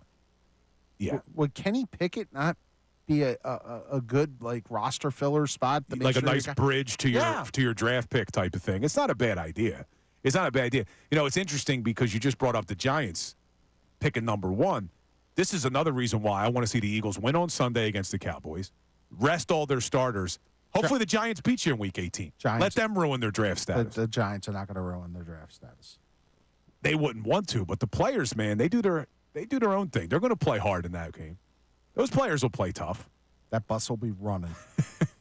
Seriously, what incentive is there for the Giants to play hard at this point? No, there's no incentive. But you could look at the Cowboys and say the same thing. And they've won 4 or 5 with playing for Mike McCarthy's job. I don't think the Giants want to necessarily save Brian Dable's job. And that's the thing. And I also think that the other part of this with the Cowboys have a lot of vets who right now know, okay, we're kind of locked in here. We got to build some momentum going forward. They don't care about a draft pick. They feel like that they were that this is a hiccup year.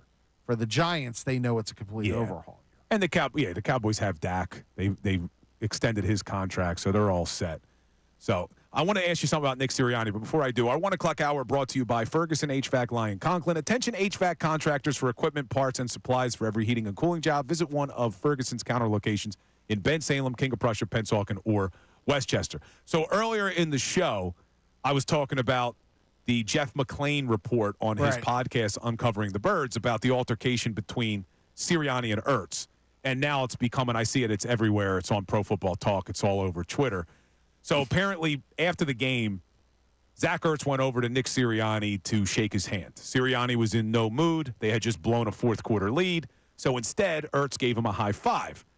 Sirianni thought maybe the high five was a little bit too aggressive, So he claps back at Ertz and says, you didn't do anything in this game. You only had one catch. Then words are exchanged, and Dom DeSandro has to separate them from getting into a little bit of a fight on the field. It's always Big Dom. Big Dom's always involved. So here's my question for you. I love that Sirianni has that fire in him at times, but he also has shown that he can't control it at times.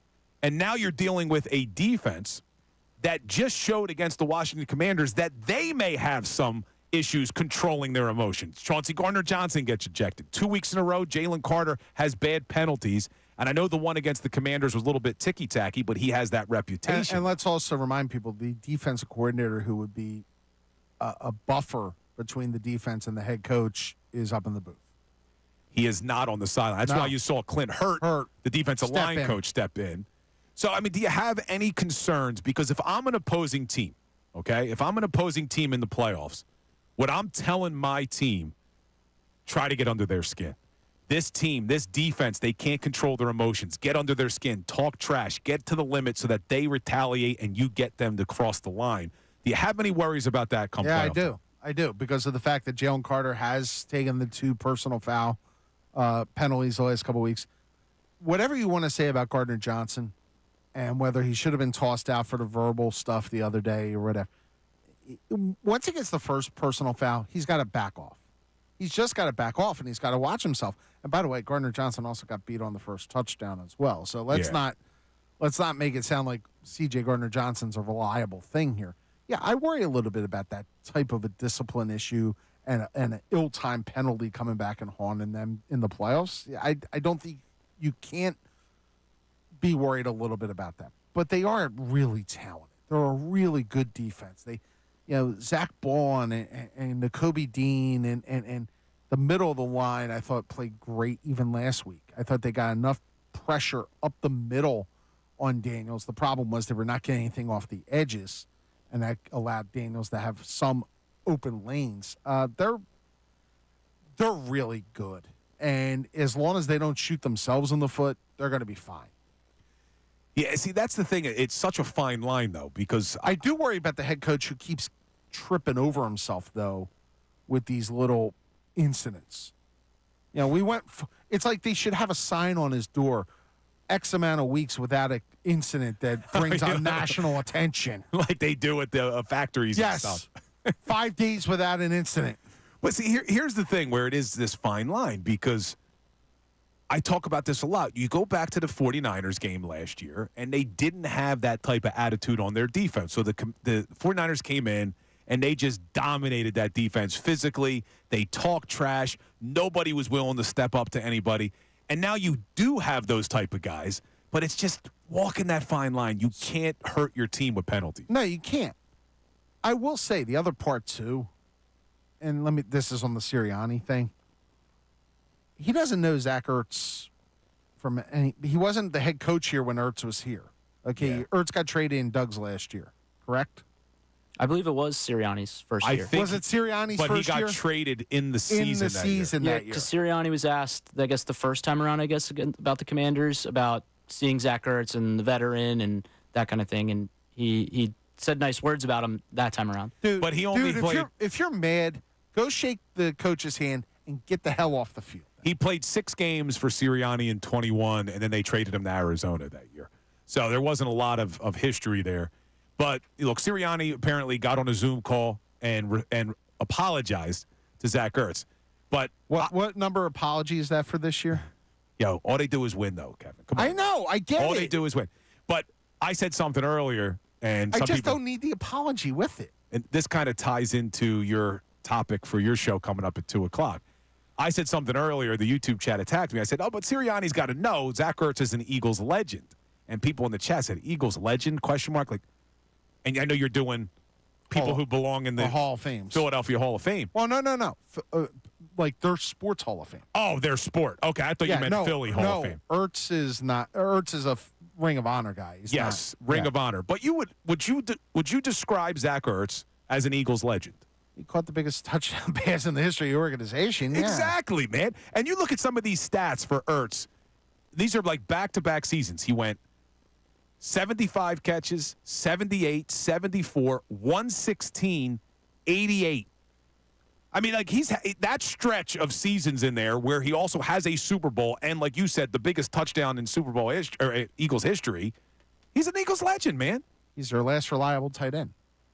All right. Well, we had some fun. Yeah, most just reliable. Ignoring that. I'm not going to. No Dallas Goedert hate. No Goddard hate on this show. But it's time for a closing argument, Sean. Now, closing arguments on the Mike Missanelli Show. Brought to you by Lowenthal and Abrams Injury Attorneys. Injured in an accident, call 800-876-LAWYER or visit LowenthalAbrams.com. All right, it's the Christmas spirit still. It's the day after Christmas, but during a time where it's all about believing, where you got to believe in Santa Claus to get gifts. You have to believe in all this Christmas spirit to really enjoy it. I want the world to know that I still believe in this Philadelphia Eagles football team. That although they lost to the Washington Commanders in what was a very fluky game, I still believe that this is the best team in the NFC. I still believe that come Super Bowl Sunday in New Orleans, you're going to be watching the Philadelphia Eagles line up against either the Chiefs or the Bills or the Ravens. But this is a team to believe in. But along those same lines, I'm starting to believe that the Sixers may be the team we thought they were going to be before the season started, before all the bad luck and dark clouds were over this basketball team. So I'm starting to believe, Kevin, just a little bit. Well, it's always good to believe at this time of year. I believe I'm going to hit Mega Millions on Friday night as well. I mean, look, I agree with you on the Sixers. I think they're more like this team than the one that struggled early in the year. But again, the injury factor is the one that always comes in with them. Are the Eagles the best team in the NFC? They're one or two. I mean, I think they're better in Minnesota. I think they're equal with Detroit. If Detroit was healthy, I would give Detroit the clear edge. I think the Eagles are right there with them. By the way, Baltimore's not going to be in New Orleans. You don't think so? No. Who you got coming from the AFC? Think it's going to be Kansas City again? No, I still got Buffalo. That's what I'm expecting too. Could you imagine? Now, as crazy as the city of New Orleans can be, can you imagine Philadelphia, Buffalo, Super Bowl? That would be pretty cool. Bills Mafia and Eagles fans all converging on the city of New Orleans? They going to survive? No. It would be pretty awesome. It literally will be like a town completely drunk for 7 straight days. All right, so you just told me you think Buffalo. Let's talk about the NFC for a second. If it's not the Eagles, who is the team that concerns you the most in the NFC? Detroit. You still got Detroit. It feels like they are the most composed. Say what you want. I know you hate the head coach. Hate him. But they are the most composed of that whole bunch. All right, well, we'll see. And they have the best quarterback of the bunch. We'll see how it all plays out. I'm still worried about the Packers. But real quick tease. What do you got coming up at 2? We got Sixers. We got Eagles. We'll talk the Hall or no Hall stuff. We'll run Philadelphia athletes by everybody. We'll also have the Kenny Pickett presser. And we'll talk about this LeBron comment from yesterday on the NBA or NFL owning Christmas. Awesome. Kevin, I appreciate you spending the hour with us. A big thank you to Andrew DeCecco, who joined me for the first hour. Sean Rodman producing all 4 hours. Tomorrow, Ray Dunn is back producing, and I'll be joined by Amy Fadul for the entire show for our Football Friday. Thanks to everybody out there. Again, happy holidays. We'll talk tomorrow, but keep it here for Kevin Cooney, D. Lynam, and Austin making his producer debut on the best show ever. Talk to you soon. Fanatic Sports Update. Who will start at quarterback this week? I'm Sean Rodman, and this update is brought to you by Allstate. Some people just know you could save money on car insurance by checking Allstate first. So, what are you waiting for? Check Allstate first for a quote today. You're in good hands with Allstate. Well, Sirianni didn't give us much information earlier at his press conference, although yesterday's practice was an estimation. Jalen Hurts was estimated as a non-participant, listed as his finger and a concussion. Kenny Pickett is expected to be ready for Sunday after getting banged up this past week. He was estimated as a limited participant yesterday as well. Kellen Moore spoke earlier in the week on Pickett's performance on Sunday. When it's your opportunity, you got to go. And I thought Kenny did a nice job responding. I thought it was so cool to see our guys have the confidence in him to just hop in there and handle a third down, handle another completion, throw a third down, touchdown in the red zone. I thought that was a really cool moment to see him hop in there and those guys, feed into that. We will keep you updated on Jalen Hurts and Kenny Pickett when we receive more information. The Sixers beat the Boston Celtics yesterday on Christmas Day, which felt like a Christmas miracle. That's based on how the season has gone so far. The Sixers have now won 7 of the